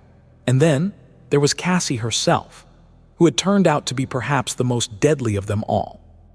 She wielded the quiet dancer in one hand and a long dagger in the other, using it to deflect blows and launch an unexpected, quick attack from time to time. The delicate girl wasn't the strongest, nor was she the fastest of the fire keepers. However, she fought with confident grace and deadly insight resembling that of a true master. If it was anybody else, Sunny would have assumed that they had long reached the pinnacle of skill and were now able to not only flawlessly follow, but also control the flow of battle. It reminded him of how Nephis fought, of how deeply attuned she was to the underlying laws that governed combat. Of course, the difference was that while Changing Star was able to predict and manipulate the cadence of battle due to her knowledge, talent, and skill, Cassie could actually perceive a few moments into the future, which made her a frightening presence on the battlefield. As Sunny watched, a towering sailor doll raised one of its blades and brought it down on the blind girl, aiming to cut her body in half. However, Cassie simply moved slightly to the side a split second before the blade would have sliced her apart and lashed out with her dagger. At the same time, the quiet dancer suddenly flew out of her hand and shot through the air. The dagger pierced the creature's chest, while the rapier threw its second blade a few centimeters of course, then continued forward and tore through another abomination's neck. In the span of a second, 2 fallen beasts were heavily wounded and soon fell dead to the ground. Still, Sunny recognized the truth of it behind the superficial appearance. Yes, Cassie had an incredible advantage due to her unique and powerful aspect, but not just anyone would have been able to make use of it. In fact, almost no one could have done what she did in the havoc of a battle, especially a battle between awakened and nightmare creatures, where a fraction of a second could mean the difference between life and death. It was already immensely hard to perceive, comprehend, and react to the enemy's actions in time. It must have been so much harder, then, to perceive both the present and the future, to comprehend not one but two states of the battle, and swiftly act in response to achieve the result. Not to mention that Cassie was doing all that while being blind. The mental strain and burden of it all, Sunny couldn't even imagine it. What he did know, however, was that it was impossible to perform such a feat without one crucial thing: clarity. It seemed that Cassie had not listened to the lessons Nephi's had taught them for nothing. She was changing Star's other pupil after all. Soon the Fire Keepers had dealt with the first wave of the sailor dolls. But the second, larger one was already approaching. Before it could reach them, though, Cassie grabbed the quiet dancer from the air, turned to her cohort, and yelled for them to prepare. Then she covered her mouth and nose with a hand, turned the rapier down, and thrust it deep into the earth. A moment later, the ground shook. Suddenly, the whole of the valley seemed to be moving. The ground shook and seethed, and slowly, green and brown vines started rising from beneath it like vile snakes. The hulking sailor dolls that were about to descend upon the Fire Keepers froze, as though consumed by fear. Then they turned around and stumbled away. Some simply crumbled into piles of debris, pretending to be dead. Even these fallen beasts were terrified of the being that dwelled in the heart of the ancient wreck. Cassie and her cohort, however, remained unperturbed. Moving with swift determination, they made their preparations. Just a moment after the blind oracle thrust her rapier into the ground, the Fire Keepers had strips of cloth wrapped around their mouths and noses. The corpses of the slain sailor dolls were dragged to form a circle around them and set aflame. Soon, the cohort was surrounded by a ring of tall bonfires. The 8 awakened bathed in the waves of heat. They stood back to back, their weapons drawn and their faces full of grim resolve. Only Shakti was on one knee, her hand pressed to the ground. After a moment, she screamed something. Sunny was still observing from the shadows, his emotions in turmoil. Although he would not go so far as to call these young people friends, he had grown somewhat attached to them after going through the ordeal of the Civil War in the Bright Castle and traveling together. These Fire Keepers were a likable sort. He didn't want to watch them die while doing nothing, but that was his role in this fight. He had to remain safely hidden until the corrupted monster's attention was fully concentrated on Cassie's cohort, and then deliver one decisive strike, ending it all. That time had not come yet. Consumed by dark discontent, Sunny continued to watch. Reacting to Shakti's scream, one of the Fire Keepers suddenly dashed to the side. A fraction of a second later, the moss beneath his feet was pierced by a stem of a brown vine. It thrashed blindly, failing to catch anyone in its deadly embrace, but then seemed to have sensed the presence of life and shot toward the nearest human. The vine was as thick as a man's arm, and there were black thorns protruding from its glistening surface. One of the Fire Keepers sliced at it with her sword, but the sharp blade just bounced off of the vine without leaving even a scratch on its surface. 2 others simply fell on it, pressing the thing down with their shields. That gave enough time for the young man, whose aspect allowed him to enhance his weapon-type memories, to bring his glowing axe down, severing the vine. As soon as he did, a cloud of poisonous mist shot out from the cut, enveloping the young man. Luckily, he knew to hold his breath and immediately jumped back. Cassie, who had sheathed her rapier and was now holding a familiar wooden staff, pointed it forward and summoned the wind. The cloud of poison was blown toward the bonfires and devoured by flame. He noted that the axe was an ascended memory. Indeed, it was. In fact, all of the Fire Keepers seemed to be equipped rather well, and several of them wielded weapons above their rank.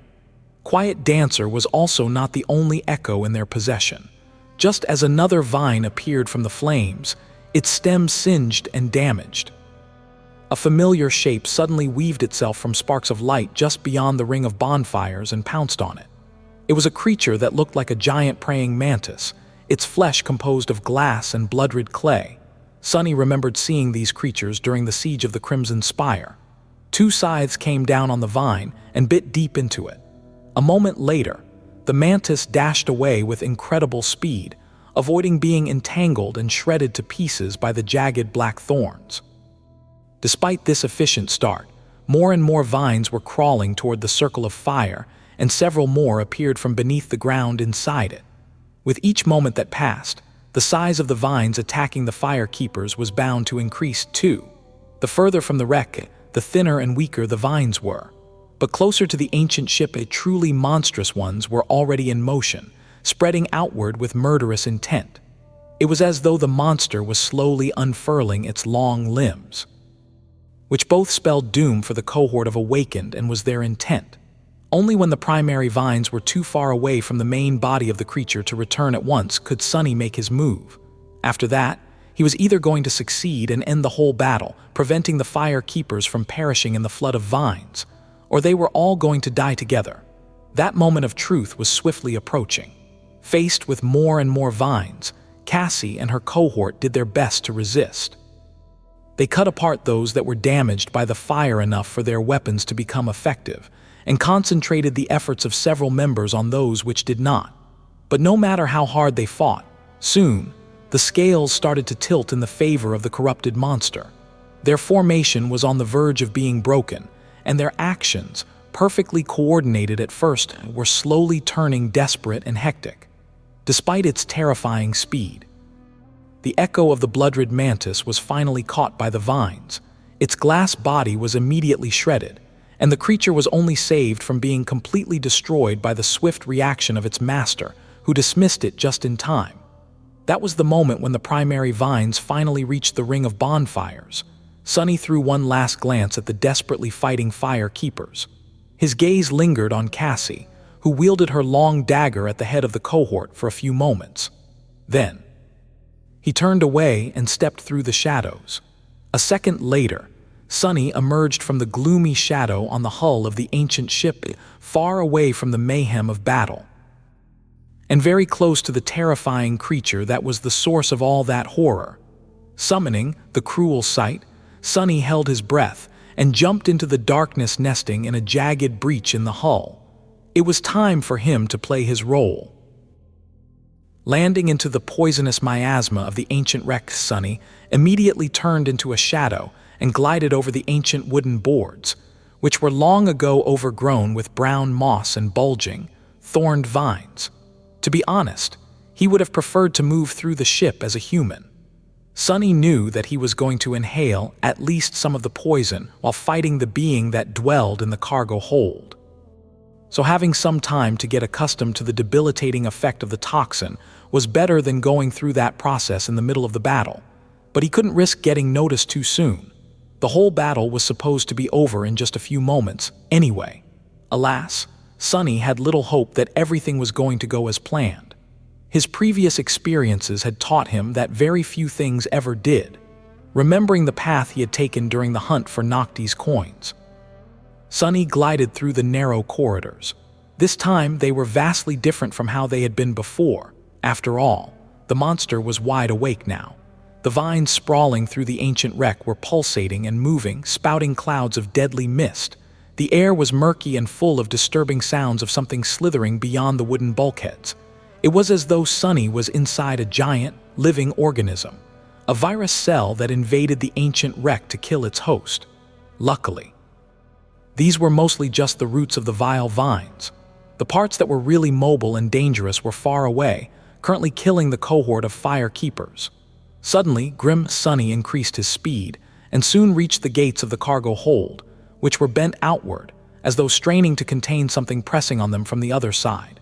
He could feel the vast space beyond the gate and a massive shadow of the creature in its center, its form rhythmically expanding and contracting as though breathing. With each contraction, a wave of warm wind blew through the remnants of the flying ship. He lingered for a fraction of a second and then gathered his resolve. There was no time to waste. Spending a small fraction of his essence to step through the shadows, once more Sunny appeared in the cargo hold and froze, slightly stunned by the terrible visage of the corrupted monster. Sunny stared, demanding to know what the hell it was. The cargo hold was very large and filled almost entirely with thick, brown vines that snaked outward and disappeared in the breaches in the ancient wood. They all originated from a single source, a vast, pulsating mass of moss in its center. In the very heart of the mass, however, there was a shape of a human, their body twisted in a terrible convulsion. Sonny couldn't tell if the human was a man or a woman, alive or dead, but he was sure of one thing. The vines sprawling through the entire island all came from within the flesh of that creature. They grew from the mouth of the abhorrent corpse, from their ears, piercing their chest and abdomen, snaking from beneath the skin of their arms and legs. The sight of it was both terrifying and repulsive, but most of all it was ghoulishly wrong.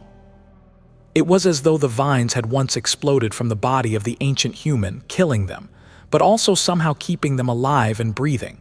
And as long as the human breathed, the vines would continue to exist and grow, too, slowly absorbing the ancient ship, the valley beyond, all of the shipwreck island, and then, one day, who knew? That is the thing I need to kill. Sonny had seen many horrors in his life and killed his fair share of them, but no matter how experienced and powerful he became, there were things that humans were just not meant to be able to behold calmly. Staring at the ghastly being trapped in the cargo hold of the flying ship, Sonny didn't lose his composure or resolve, but he couldn't help but feel a deep, cold sense of fear. Fear, however, was a welcomed guest. Fear told him that he was still sane and had some measure of humanity left in his soul. As long as Sonny did not surrender to fear, it was all right to feel it from time to time. One strike, get close, exit the shadows, and thrust the cruel sight into its chest. The divine flame is going to do the rest. Steeling himself, he began to glide forward, trying to traverse the vast cargo hold as quickly as possible. The plan, however, went wrong just a moment later, because as soon as Sonny moved, and long before he was able to get anywhere near the terrible creature, the corpse suddenly opened its eyes. Those eyes were empty, dead, and as dark as the abyss of the sky below, and they were staring directly at him. As though the creature could easily pierce the veil of darkness and separate the intruding shadow from all the rest, Sonny was caught. He froze for a fraction of a second, stunned by the fact that the incredible stealth augmentation of his aspect was broken with such ease. Sonny breathed in disbelief, unable to accept what had just happened. And then all hell broke loose. Sonny's first thought was to retreat and run as fast as he could. After all, he was currently a shadow, and as far as he knew, thorny vines and poison were not capable of harming a shadow. But if he did so, the fire keepers were going to die. And more than that, he was determined to kill this thing. He wanted its shadow fragments, its memory, if there were to be one, and its secrets. The terrible creature had to die for his plans to go smoothly, for his challenge of the second nightmare to have as high a chance of success as possible. So, he didn't run. Instead, Sonny dashed forward, flying toward the pulsating mass of brown moss and vines with as much speed as he could muster. It was only going to take him a second to reach the ghastly corpse, as long as simply stepping through the shadows would. However, the host of the ancient wreck did not remain idle. Countless vines sprawling on the floor and the walls of the cargo hold suddenly surged, spewing clouds of poison, and more emerged from the mangled flesh of the ancient being. These vines, however, did not shoot at Sonny in a futile attempt to catch a shadow. Instead, they flew upward, tearing the hull of the ship apart. Bright sunlight flooded through the wide breach, and as it banished the shadows populating the cargo hold, Sonny was suddenly expelled from their safe embrace, rolling on the floor while the sharp thorns of the vines bit into his flesh through the fabric of the puppeteer's shroud. His thoughts were in a state of momentary panic. A wave of dread swept through him. This was not good. Sonny rolled over his shoulder and jumped to his feet, the blade of the cruel sight slicing through a vine that was flying through the air to ensnare him. Blood was streaming down his back, and poison was entering his lungs. What's worse, a concentrated dose of it must have been infused into his bloodstream by the black thorns. Sonny suddenly felt feverish and weak, and a sense of cold paralysis was spreading through the left side of his body, which took the most damage. He was still able to move, and blood weave was already working to contain and devour the toxin. But before it prevailed, Sunny was in a dire situation. Gritting his teeth, he dashed to the side, hoping to escape the sunlight and use Shadow Step to reach the abominable creature in the center of the cargo hold. Before he could dive into the saving darkness of the shadows, however, a massive vine crushed into the floorboards, shattering them and barring his way. Sunny froze for a fraction of a second.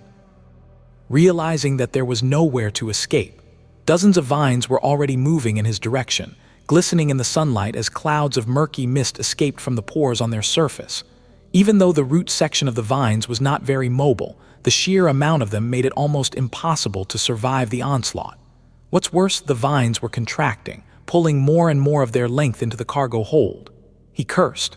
At least the pressure on the fire keepers should have diminished. Sunny. However, Sunny was one moment away from being killed. He was not going to be able to reach the monster without the help of the shadows, but bathed in the merciless sunlight, he also had no chance of diving into their embrace. All he could do was use his own. Commanding one of the shadows to unwrap itself from his body, Sunny sent it toward the ghastly corpse and staggered as the strength and resilience provided by it disappeared. The second shadow slid from the cruel sight and attached itself to his feet, meant to serve as a threshold through which he was going to step. Now, all he had to do was to survive the short second it was going to take the first shadow to reach its goal. That was easier said than done. Straining the flexibility of his body to its limit, Sunny felt his joint groan and his tendons tremble on the verge of tearing apart. Twisting at an almost impossible angle, he dodged one of the vines, placed his hand on the spongy carpet of the brown moss, and performed a bizarre spin, narrowly sliding between two more. If not for the torturous training he had put himself through to accommodate the inhuman demands of shadow dance, this would have been impossible. Feeling the skin of his palm burn, as though submerged in stomach acid, he retrieved his hand from the brown moss and immediately jumped backward to save himself from being entangled in the slithering vines. He was swift enough to avoid being caught, but not swift enough to escape unscathed. The black thorns tore into his right side, and more blood flowed down his body while more poison entered his bloodstream. Sunny let out a pained grunt. He ducked, dashed desperately to the side, then rolled and threw himself upward from an impossible position, feeling his ligaments rip. Dodging the swarm of vines was like being a fly surrounded by a contracting mass of spiderwebs. Luckily, he only had to survive in their lethal moving maze for a second, before the vines could turn into an impenetrable barrier all around him. Sunny dove into his shadow and emerged right in front of the vile mass of brown moss, and the remains of the human encased within it. The cruel sight flashed with pure light, and in one fluid motion, he thrust its incandescent blade into the chest of the monster. Sunny exulted, triumphant. And then nothing happened. The corpse didn't react to receiving a mortal wound at all. Its ghastly face remained unmoving, its eyes full of terrifying emptiness, its body a harrowing mess of torn flesh and slithering brown vines. The mass of moss continued to contract and expand, and the vines themselves continued to pursue the invader. Even the divine flame seemed to have no effect on the corrupted monster. Sunny paled, cursing under his breath. He twisted the cruel sight, hoping that it would have some effect, but all was in vain. The corrupted monster simply refused to die for whatever reason, and the ancient remains that were its source appeared to be immune to flame, even if the vines themselves were susceptible to it. The information Cassie shared with him came from Master Roan, who had fought the vines once, but he had never entered the Rekka, so of course. The dashing griffin rider couldn't have known that the creature itself did not share the weaknesses of its sprawling, thorned limbs. Sunny cursed and demanded to know what to do now. The vines were already upon him. Before they could ensnare Sunny, though, two ruby eyes ignited in his shadow, and a graceful figure of the demonic knight lunged forward out of it. The blade of her stone-like sword flashed through the air, easily severing several vines, and then her shield crashed into the slithering vernicose wall, pushing it away and making the whole cargo hold shudder. Now that Saint was ascended, and augmented by one of his shadows, her strength was truly frightening. The taciturn demon spun in the mass of vines, cutting them down like a demented gardener. For a moment, None of them could reach her. Sunny wrapped the second shadow around himself and retrieved the cruel sight, thinking feverishly. What the hell? How do I kill this thing? He could try to place the broken oath near it and retreat. But no, that wouldn't work. Unlike the mordant mimic, who had been paralyzed by the crushing, the being trapped in the cargo hold of the ancient ship could simply move the charm away with one of its vines or crush it. And if Sunny tried to prevent it from doing so, he would succumb to the soul damage first. Even with the help of the mantle of the underworld, he would still be just an awakened. A corrupted monster's soul was much more vast and resilient. Leaving Saint to fend for herself was also not an option, since even with her newfound might, she had no chance of surviving in a battle against this powerful creature alone. Not all corrupted monsters were created equal, and the two of them had the misfortune of stumbling on an especially dreadful one. So, what else was there? Sunny couldn't damage the abhorrent abomination itself, but he could damage the vines. That would buy him some time to come up with a solution, at least. Jumping back, he sliced at the root of a thick vine growing out of the ancient human's forearm, severing it. As a side effect of this attack, the corpse seemed to retrieve some control of its hand, which slowly rose and stretched toward Sunny. Sunny cursed. Suddenly feeling a sickening, cold sensation in his heart, he hurried to create as much distance between himself and the corpse as he could. However, the abomination didn't seem to be launching an attack. Its hand strained to rise. Held down by the massive vines growing from it, struggling against this terrible burden, it twitched and moved slightly, then froze. One of its fingers trembled. The creature seemed to be pointing at something.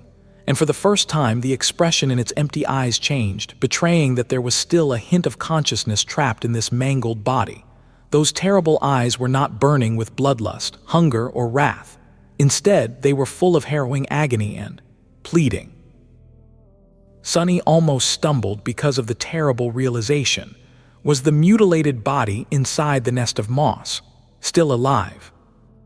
Sunny wondered how that could be. Thousands of years must have passed since the flying ship crashed on this desolate island. How long had this poor soul suffered this harrowing torture? What sin had they committed, and who had doomed them for an eternity of ghastly suffering? How had the vines ended up growing from their flesh, and why? But most importantly, how the hell was that mangled thing not dead? Even divine flame was powerless to end its grisly, gruesome existence. If Sunny could find the answer, maybe he would be able to kill the corrupted monster, after all, using the momentary lull in the onslaught of the vines that Saint's appearance had bought him. He faced away from the fight and tried to understand what the host of the abominable growth was pointing at. He desperately hoped that the ancient human was, indeed, trying to point at something and not just convulsing in terrible pain. Sunny muttered, searching for whatever it was. His gaze flew to a certain point on the wall of the cargo hold and lingered on it. At first glance, there was nothing different about it. That section of the bulkhead was just like all the rest, ancient and overgrown with brown moss. But as he looked closer, he noticed a small gap in the layer of moss, as well as a strange bend to the vines growing on that particular wall. It was as though they, too, wanted to avoid something lodged into the wooden boards. That had to be it. However, Sunny didn't see anything in the small circular gap, just a splinter of wood sticking out of it at a sharp angle. His heart was beating like a wild beast in a cage, consumed equally by hope and despair. Throwing a glance at Saint, who was slowly drowning in the flood of slithering vines, he hesitated for a moment, and then rushed toward the wall instead of joining her in the fight. There has to be something, there has to be. He was certain that the ancient human pointed at that section of the wall for a reason. Or rather, he hoped that they had. Jumping over an attacking vine and staggering sideways to avoid another one, Sunny hacked, and tore his way through the cargo hold, feeling more wounds appearing on his body and more poison flowing through his bloodstream. At this point, even Blood Weave was having trouble resisting the deadly toxin. Well, it was miraculous enough that he could withstand it at all, considering that the poison came from a creature 2 whole ranks above Sunny. Weaver's lineage was indeed a terrifying thing. Maybe there was a reason for why it was described as forbidden. Finally, Sunny sliced through the last vine in his way, leaving it broken and singed, and crashed into the overgrown bulkhead near the small gap in the brown moss. Drawing in a hoarse breath, he stared at it with enough intensity to melt stones. Sunny hesitated, a sudden thought striking him. His eyes widened slightly. The thing that he had thought to be a splinter turned out to be something else. Out there on the wall of the cargo hold, thrust deeply into it by someone's hand, was a rather simple-looking knife. Its shape, however, was very familiar to Sunny. It was exactly the same as the knife that lay on the white altar of the sanctuary of Noctis, except for the fact that this one wasn't cut from a single piece of obsidian. However, it also wasn't cut from ivory. Instead, it seemed to be made entirely of wood, as though a tree branch had somehow grown in the shape of a knife and was then broken off to become one. Sunny wondered what it meant. He allowed himself to remain confused and perplexed for a split second, and then decisively grabbed the handle of the knife. Act now, think later, damn it all. Please don't tell me that I need 1,000 coins to lift this one too. Luckily, this time, there was no need for an offering.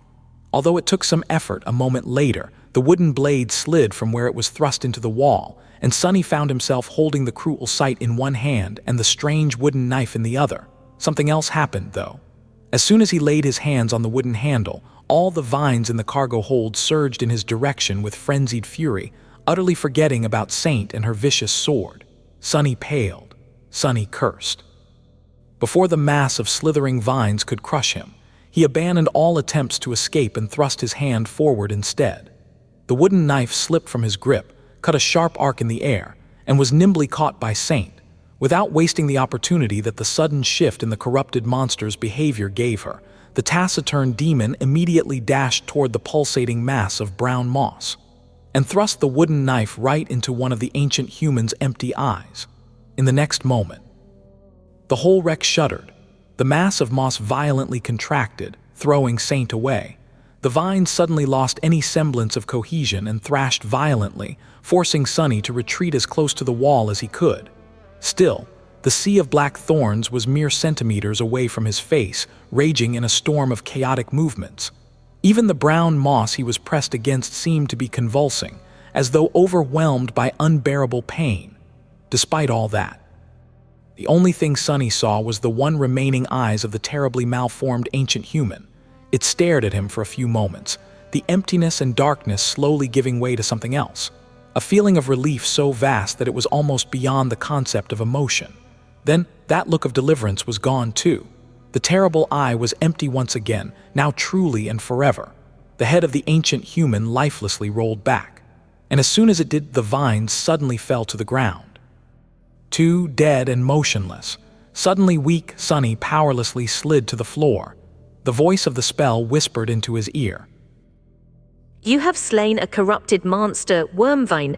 You have slain a transcendent human, Soulvine. Your shadow grows stronger. Sitting on the floor of the cargo hold, with his back against the soft and spongy layer of rotting brown moss, Sunny bent down and spat a mouthful of blood. Breathing hoarsely, he stared at it for a moment and then tiredly leaned back. He did not feel too well. Your shadow grows stronger. A bitter smile appeared on his face. Sunny asked in disbelief if that was all. After all that had just happened, he felt that he really deserved more. This time, his hopes were not for naught. The spell remained silent for a bit, as though to torture him, and then added, You have received a memory. That was better, at least. After that, he groaned and coughed some more blood. All around Sunny, the brown moss was rotting, withering, and turning into dust. The same thing was happening to the vile mass of vines, albeit at a slower rate. Now that both the corrupted monster and its host were dead, the ancient wreck seemed to be cleansing itself. He couldn't be bothered to pay attention to these changes, though, and was fully concentrated on his own miserable state. Even though the whole battle took less than a minute, Sunny had sustained a lot of damage. His body was pierced and torn by the black thorns, and he had too much poison running through his veins.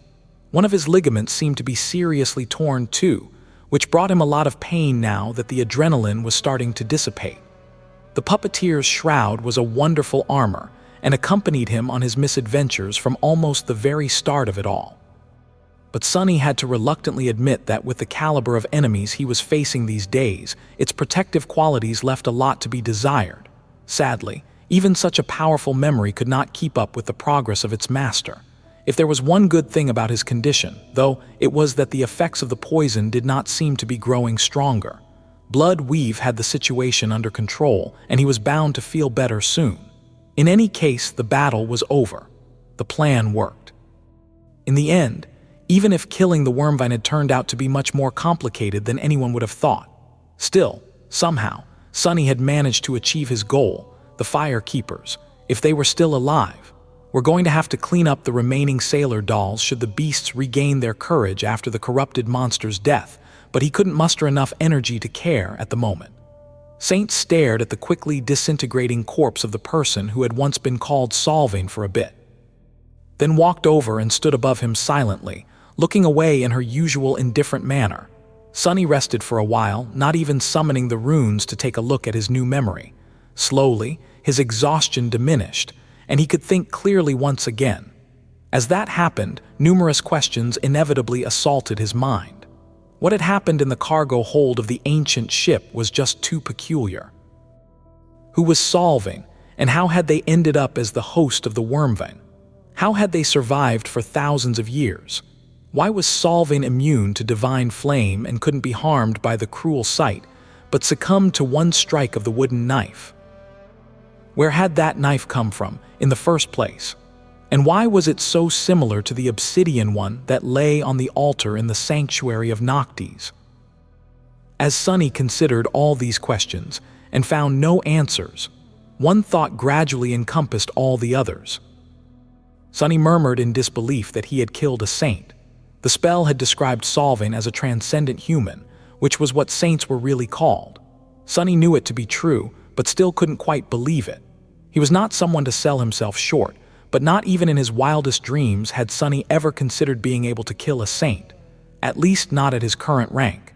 Saints were simply creatures of another plane, unrivaled demigods with enough power to level entire cities. Technically, a corrupted monster was of the same rank as a saint, and even possessed one more soul core, but there was no comparison. Due to their aspects and nature, transcendent humans were much more of a force to be reckoned with than any beast or monster could ever hope to be. Only a devil of the same rank, or maybe a powerful demon, could stand a chance in a battle against them. And yet, Sonny had killed one. He had also killed a corrupted monster with the same strike. Well, technically it was Saint who had delivered the strike, but it didn't matter. The result was the same. Now that is definitely something that no one is going to believe, huh?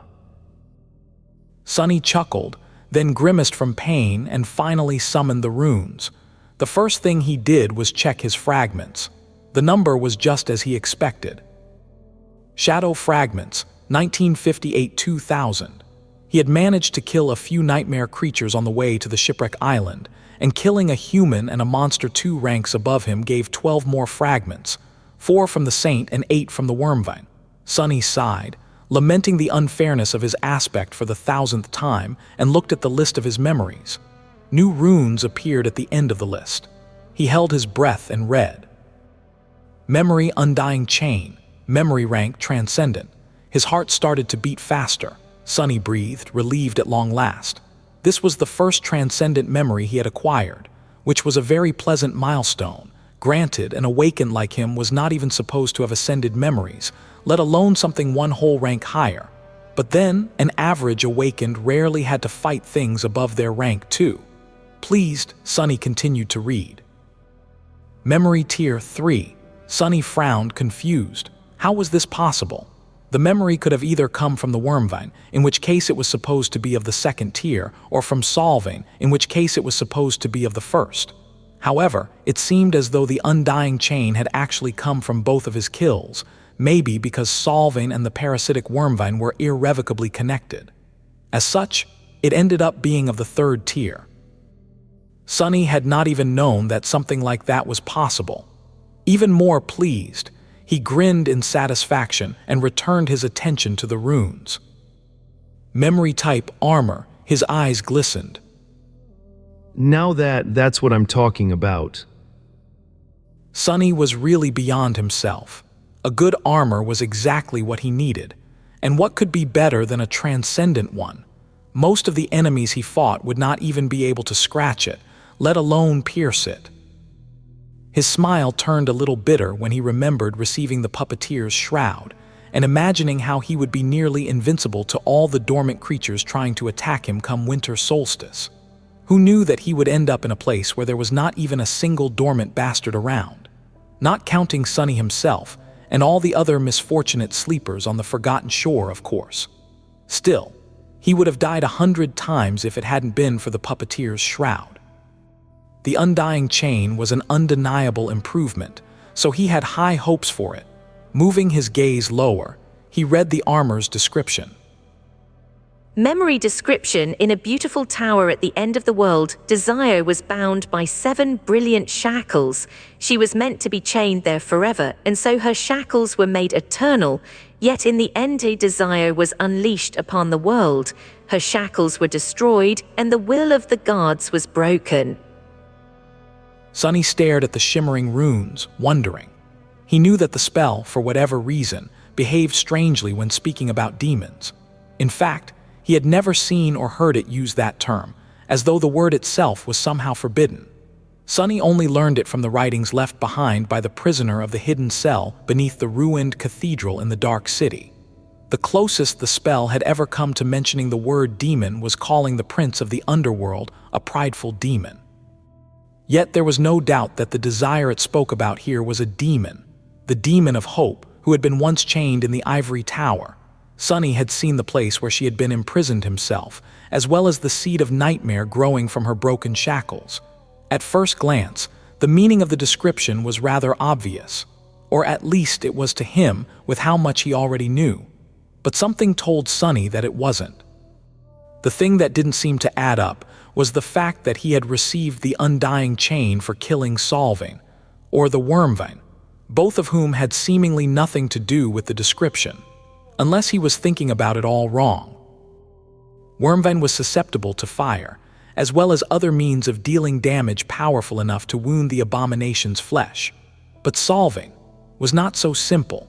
The saint from whose flesh the terrible monster had been born seemed immune to any form of harm, including the immolating divine flame, almost as though Solving was immortal. That would certainly explain how the poor saint had survived thousands of years of harrowing torture after becoming Wormvein's host, and why the memory Sonny received from their death had the epithet of undying. Was there a second, less literal meaning to the 7 brilliant shackles mentioned in the description of the undying chain, which, apparently, were made eternal?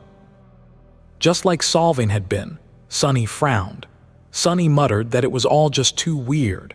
Even if his tentative theory was technically not impossible, the existence of the wooden knife went against it. What was that knife, and why had it killed Solving when nothing else seemed to have been able to? The knives, perhaps, were an even greater mystery. In any case, he didn't have enough information yet to try and glean the truth. With a sigh, Sonny returned to the runes.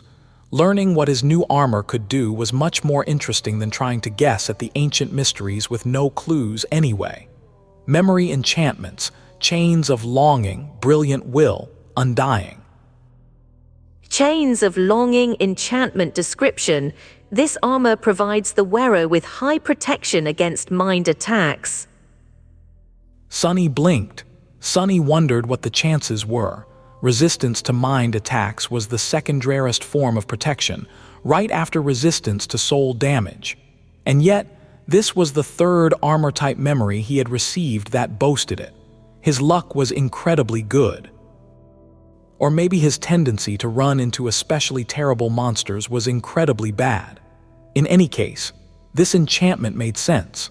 If this memory was connected to the imprisonment of Hope, whose powers had been most likely tied to mind manipulation, then having protection against such attacks was logical. The fact that the undying chain had only 3 enchantments, as opposed to 5 of the mantle of the underworld, was also to be expected. The tier of a memory seemed to dictate how many enchantments it could accommodate, and the mantle, despite being of a lower rank, was higher by a few tiers. The second enchantment of the Undying Chain was very interesting. Brilliant will enchantment description. This armor becomes stronger when worn by those of divinity. Sunny grinned. Even without looking at the Undying Chain and its spellweave, he could tell how this enchantment worked. It was an overall enhancement based on how high the wearer's divine affinity was, which meant that a random awakened would not receive any augmentation to the resilience of their armor, while someone with the mark of divinity attribute would receive a decent amount. Sunny, though, with his ember of divinity, the augmentation would be enhanced threefold. It was a very solid enchantment. Sunny declared it great, but when his eyes fell on the third enchantment, he forgot all about his previous joy. His eyes widened slightly. The runes read, Undying enchantment description. The wearer cannot die. Sunny tilted his head. He stared, momentarily stunned. Being unable to die surely sounded great, even if he had just seen what terrible fate had befallen Solving. However, Sunny quickly realized the limitations of this seemingly breathtaking enchantment. Unlike chains of longing and radiant will, Undying was an active one, and he was willing to bet that sustaining it required an ocean of soul's essence, considering that Sunny was just an awakened. His reserves would probably only amount to 1 moment of immortality. Still, 1 moment of immortality was more than fantastic. If used wisely, though, Sunny could imagine a lot of situations where this enchantment could save his life, but even more where using it would only amount to postponing his death by a fraction of a second. It was an amazing but very dangerous tool. Full of thought but extremely satisfied, Sunny stood up. Gunlog, too, had possessed a transcendent armor. However, his golden echo now felt inferior to the Undying Chain. The Bright Lord seemed so invincible and terrifying once. But Sunny had long surpassed him, and now his arsenal did as well. It was a strange feeling. With a sigh, Sunny dismissed the torn and bloodied puppeteer's shroud, then summoned the Undying Chain. Immediately, a slender metal armor weaved itself from nothingness around his body. It was forged out of lusterless, bleak steel, which looked very similar to the iron from which the heavenly chains themselves were made. The armor covered his body almost entirely, and the few gaps left between the fitted plates of steel showed a layer of thin, but incredibly strong chain mail underneath. His face became hidden behind a helmet that looked like a featureless mask, with only several vertical lines cut into it to provide a decent level of visibility. Shadow nested in the slits of the visor, creating a dark and ominous visage. There was a piece of black cloth wrapped around his waist, held in place by a wide belt fashioned out of dark leather, as well as a hood that provided additional protection to his head and neck. Surprisingly, the armor didn't seem very heavy, and neither did it restrict his mobility by much. The design was so intricate, and the steel plates fitted so perfectly to his body and to each other that it felt like a second layer of skin. If that skin was cast of impenetrable steel, of course. The Undying Chain wasn't as light as the puppeteer's shroud, but Sunny could move freely while wearing it, all the while not producing almost any sound. In exchange, it provided a vastly larger amount of protection. Standing in the cargo hold of the ancient ship, clad in his new transcendent armor, Sunny couldn't help but feel invincible. He chastised himself for the thought. He smiled darkly, then looked at Saint. Sunny asked Saint what she thought. The taciturn demon didn't answer, of course. However, Sunny could swear that the glow of her ruby eyes, which were hidden behind the visor of a similarly closed helmet, became a bit approving. His smile widened, but then slowly disappeared. Sunny murmured something about a steel armor. Suddenly grim, he dismissed his helmet and turned in the direction where the fire keepers were supposed to be. After a few moments, he said quietly that he understood. Blood weave was slowly devouring the toxin, but Sunny still felt weak and feverish. Dismissing Saint, he walked around the cargo hold, getting used to the feel of the Undying Chain and looking around to see if there was something interesting laying around, like another chest full of Nocti's coins, for example. Sadly, he didn't find anything. Even if the cargo hold had once stored ancient curios and treasures, everything was destroyed by the vines and the brown moss over thousands of years. However, he was pleasantly surprised to realize that the lusterless steel armor was not constricting his movements at all. It was really like a second layer of skin. Perhaps if Sunny wasn't augmented by the shadow, the undying chain would have been cumbersome. But he was, and on top of that, there were almost 2,000 shadow fragments stored in his two cores. Even if an awakened wasn't supposed to be able to wear the transcendent armor effortlessly, Sunny had no such problem. He murmured a quiet note of satisfaction, savoring the feel of it. Finally, he limped over to the pile of dust that remained of solving and knelt beside it, then reached inside the ashes and retrieved the wooden knife. Of course, Sunny had not forgotten about it. To his disappointment, though, what he was holding in his hand was just the handle. The blade had splintered and broken off, and the wood seemed lifeless and dead. It was already starting to rot. And even when Sunny looked beneath the surface of the strange knife, he didn't see anything. No spellweave, no brilliant radiance of a sea of soul essence, and no string of fate folding endlessly on itself in a perfect circle.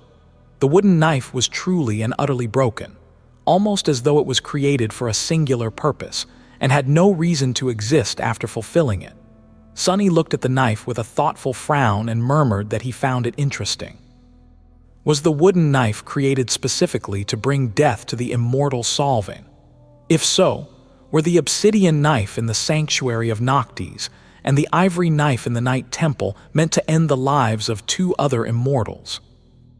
Suddenly, he shivered. A single string of fate folded on itself and creating a perfect circle. If he had looked into the wooden knife before it was destroyed, would he have seen the same thing? A tentative hint of understanding appeared in his mind. Somehow, Sunny felt that he would.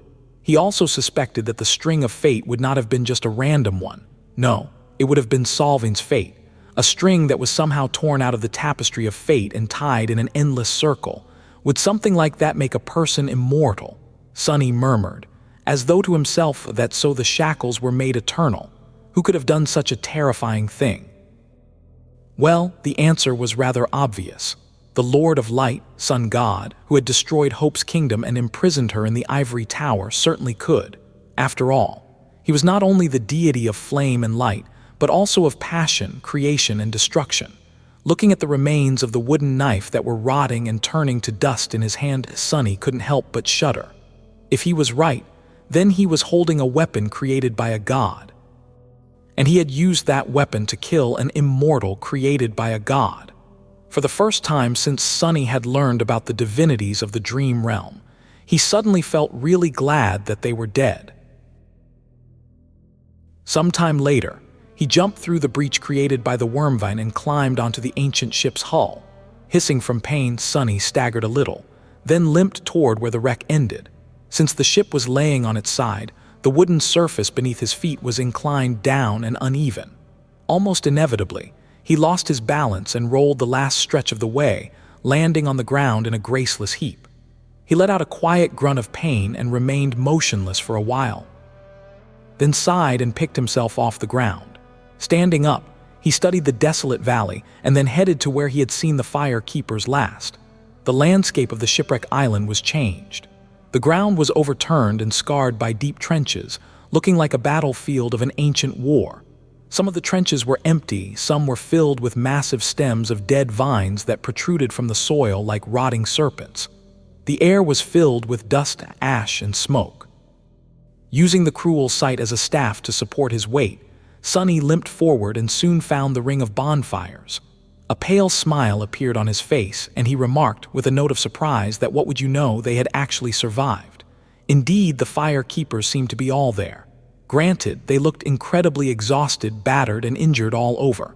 All of them were covered in blood, dirt, and soot, their armor torn. Some were sitting with tired expressions on their faces. Others lay on the ground, with only the movement of their chests betraying that they were alive. Only the steadfast young man who had wielded a short spear and a heavy shield in battle, the healer of the cohort, was up and about, tending to his companions. Sunny walked between two of the bonfires and stopped, leaning on the cruel sight. His eyes darted around, lingered on the delicate figure of a young woman with pale blonde hair for a moment, and then turned away. Cassie called his name quietly. Asking if it was him, He glanced at Shakti, the artisan girl, who was resting on the ground a few steps away from him. The young woman looked more or less like a corpse. Her armor was almost destroyed, revealing deep lacerations on her tanned skin, and her face was dirty and pale from blood loss. What's worse, her right arm was torn away, ending in a bloodied bandage near the elbow. Such a wound was not permanent, since it was dealt to her spirit body and not the actual one, but still quite severe. Nevertheless, there was a wide grin on the artisan's face. Looking him over, she whistled and remarked that he had new armor and was looking good. She tried to laugh, but then bent over in a fit of violent coughing. It seemed that all of them were still suffering from the effects of the wormvine's poison, even if the healer had used his aspect to make it less lethal.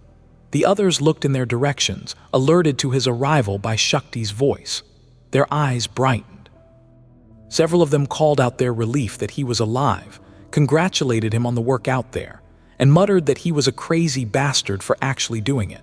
Sunny replied, with casual confidence, that obviously he had, and why wouldn't he, since it was just a corrupted monster? His smile widened, and Sunny added that actually he had also gone and killed an immortal saint that happened to be nearby. One strike for the both of them to not waste any time. All it had taken was a minute. The fire keepers stared at him for a bit, then rolled their eyes. Shakti shook her head. Effie said sure if he said so, but she just didn't get him. Killing a corrupted monster was already an incredible thing. Why did he even have to invent some ridiculous story? Sunny blinked a couple of times with an innocent look and protested that he didn't mean to invent a story, it was the truth. He was a very honest person. The most honest person in two worlds, really. Sunny slumped on the ground, summoned the endless spring, and greedily drank some water. Since his injuries were light, well, at least compared to those received by the fire keepers, it was some time before the healer got to them. But eventually it was his turn to receive treatment. The healer, a young man named Shim, was pale and exhausted, his soul essence clearly almost entirely depleted. Still, he managed to repair the ligament Sunny had torn while dodging the vines to a large extent. It hurt like hell, though. Of course, this healing ability couldn't compare to Nef's purifying white flames. But then, it was hard for anyone to compare to Nef. Sunny knew it better than anyone. With a dark expression, he summoned the runes and glanced at the painfully familiar string of them.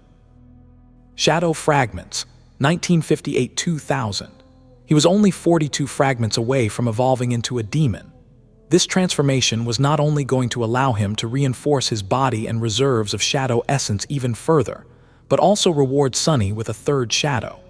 Having another invaluable helper would increase his power tremendously, making him capable of stacking 3 augmentations on top of each other, or spreading them over between his body, his memories, and Saint. He was almost to 2,000 fragments. To accumulate so many in only 7 months, that was an achievement worth celebrating.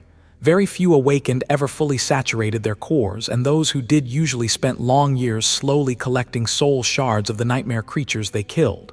Decades even. And that was for only one core. Sunny could be proud of himself. And yet, he didn't feel happy. Looking lower, he concentrated on another, much shorter cluster of runes. Master Changing Star. As soon as he did, new runes ignited in the air. Rank Dreamer, Class Devil, Soul Cores 47, Soul Fragments 399 4000. 7 months ago, the gap between them had nearly reached 5,000 fragments. Today, it was much smaller, but that was only thanks to the Noctis coins he had sacrificed to the altar. The truth of the matter was that Sunny had been slowly shortening the gap for a long time, but now it had started growing once more. Not too long ago, something had happened to Nef in the dream realm, and as the result, the speed with which she gained soul fragments began increasing with each day. Sunny didn't know what Changing Star was doing, why she had suddenly become so much stronger, and even how she was still alive, but he knew that he was being slowly left in the dust once again. Dismissing the runes, he gritted his teeth and looked darkly at the desolate, hellish landscape of the shipwreck island. Sunny said, with grim resolve, that he had to get to that seed, that it was the only way. Compared to all other awakened and their rate of growth, Sunny might have been a monster. But Nef was not even human. She was the devil himself. He didn't know what else to do to surpass her, to become stronger. His heavy thoughts were interrupted by the light sound of approaching steps. Looking up, Sonny saw Cassie walking over to him. He muttered with weary resignation that this was just what he needed. She stopped a couple of steps away and lowered her head slightly. Cassie asked if he was all right. Sonny grimaced, then looked away and asked with a dismissive edge what she cared. He added that he would live. He scowled, and then added in a slightly acrid tone that her information had been wrong. By the way, that thing had not been weak to fire. She tilted her head slightly. Cassie asked how he had killed it then. Sonny smiled crookedly and replied that he had done it with a piece of wood. Cassie remained silent for a while, prompting him to speak. Sonny asked with a note of uncertainty what happened now. She sighed and turned toward the distant wreck. Cassie said that all of them were tired and wounded, and there was a crushing approaching. They would return to the sanctuary to rest and regroup, and then come back to establish 2 camps, one here and another on a neighboring island. Then they would start repairing the ship. He nodded. Sonny said it was a good plan, he guessed, and asked whether she really thought they could make that thing fly again. The blind girl hesitated. Eventually, she said without too much emotion that they had to try at least. Sonny studied the silhouette of the ancient ship, its hull full of breaches, its bow shattered and broken, the tree growing around its mast dead and resembling a black, twisted skeleton. Then he shook his head and asked how long she thought it would take them. Cassie hesitated, then answered that it would take 2, maybe 3 months. They would be done before autumn was over if that was what he wanted to know. He chuckled and said with a note of satisfaction that she remembered their deal then. Good. She frowned. Cassie replied that of course she remembered. Sonny looked at the ground, then asked her coldly when they were leaving for the night temple. Cassie lingered for a few moments, a troubled expression suddenly finding its way onto her face. Finally, she asked when he wanted to go. Sonny thought about it. There were several things he still needed to do. After a while, he shrugged. Sonny said the end of September, that everything should be ready by then. The journey to the northern edge of the Chained Isles and back shouldn't take them longer than a month. They would be back just in time to see her flying ship rise into the air and use it to reach the Nightmare Seed. He lingered for a second and then asked why she looked so uneasy. Cassie slowly shook her head and said it was nothing, just that the Night Temple was a very strange place. Sonny frowned and asked what that was supposed to mean, and how so. She shivered. Cassie said she would explain it to him later. Right now, they needed to move. This island was about to enter the ascent phase, which meant that the crushing was not too far ahead as well. Sonny sighed, then stood up. He didn't have to limp anymore, at least. As for why Cassie had said that the second human citadel on the Chained Isles was a weird place, he could wait for the answer. He had no need for this information right now anyway. Sonny was a very patient man, at least when he needed to be. Besides, he had something else on his mind. He said, musing aloud, that 42 Shadow Fragments wasn't that much. Looking south and slightly to the east, he gripped the shaft of the cruel sight and stared toward the horizon with a dark expression. He told himself he would be a demon before they were back to the sanctuary. 6 days later, the cohort had almost reached the safe haven of the citadel. The speed with which they traveled reduced significantly due to the heavy wounds the fire keepers had sustained, so all things considered, it was a very good result. As days went by, their healer had continued tending to his companions, so by now, most had already recovered, except for those like Shakti with especially grave injuries, of course. Those would only be healed after they had returned to the real world and then came back. Even then, their physical bodies were going to sustain serious internal damage and require a prolonged period of treatment. As the sun disappeared in the sky below, the cohort reluctantly made camp. From where they were now, only a handful of islands separated them from the sanctuary. However, some of those islands were populated by nightmare creatures too dangerous to attempt traversing their hunting grounds. So the fire keepers were going to have to make a big detour. Since traveling in the darkness was a big risk, they had no choice but to spend another night in the wilderness and continue their journey tomorrow.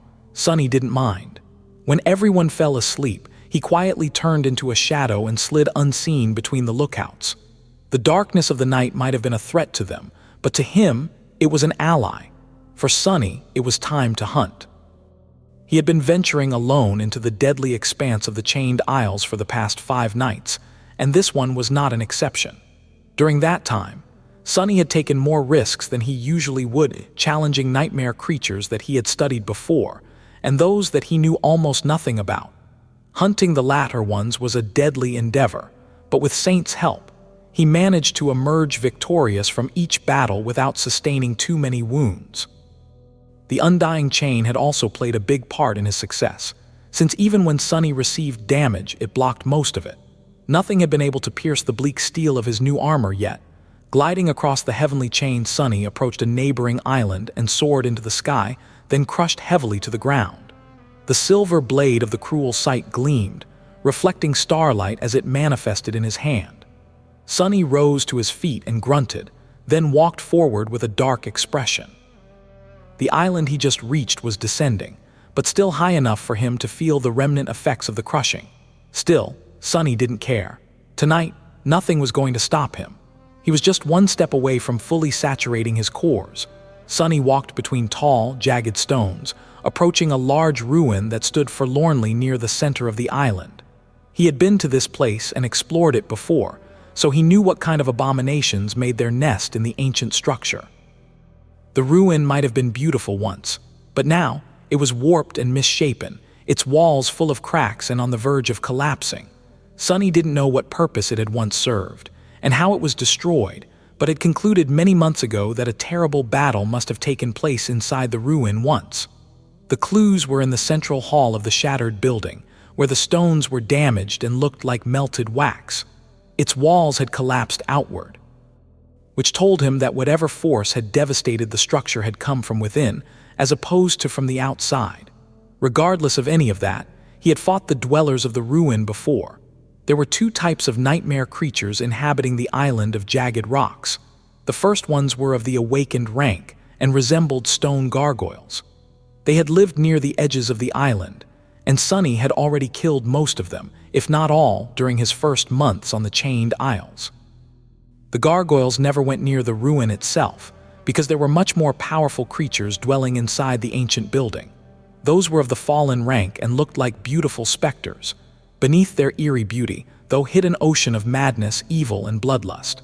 The first time Sonny had encountered these wraiths, he barely escaped alive. Luckily, the wraiths only appeared at night. And now that he was much stronger and had the cruel sight, which had the ability to harm incorporeal enemies, this night was going to be their last. Summoning his helmet, Sonny looked at the ruin through the narrow slits of his visor and walked into the darkness that reigned between the ancient stone walls. Your shadow grows stronger, Sonny growled, jumping back from the ghostly form of a beautiful young woman he had just pierced with the incandescent blade of his spear. Or rather, she had seemed beautiful before showing her true face, a twisted, terrifying mask of inhuman hatred and corruption, ancient madness burning in the dark, bottomless pits of her eyes. Fighting phantoms had turned out to be much harder than he had anticipated, even if the ghost blade enchantment of the cruel sight allowed him to strike them down. Not only because their movements were fast and unpredictable, defying the logic of combat he was familiar with, but also because their attacks seemed to be able to deal soul damage as well. In fact, the claws of the wraiths of the ruin were able to bypass armor completely. The undying chain mitigated some damage due to its higher rank, but not enough to make the battle even remotely easy. Currently, Sonny felt weakened and in the throes of terrible pain. As though he had spent too much time in the vicinity of the broken oath, he cursed under his breath. This just went to show that one could never feel safe in the dream realm. After receiving a transcendent armor, Sonny had allowed himself to become too complacent. He should have known better than to forget that, no matter how powerful a person was, all it took to die was one mistake. Every power had a flaw after all. But still, he wasn't going to retreat now. As an ear-piercing scream echoed from the stone walls, growing closer and closer, Sonny gritted his teeth and summoned the runes. Shadow Fragments, 1994-2000. He raised the cruel sight and faced the direction of the eerie shriek with a grim smile and said that there was one more to go.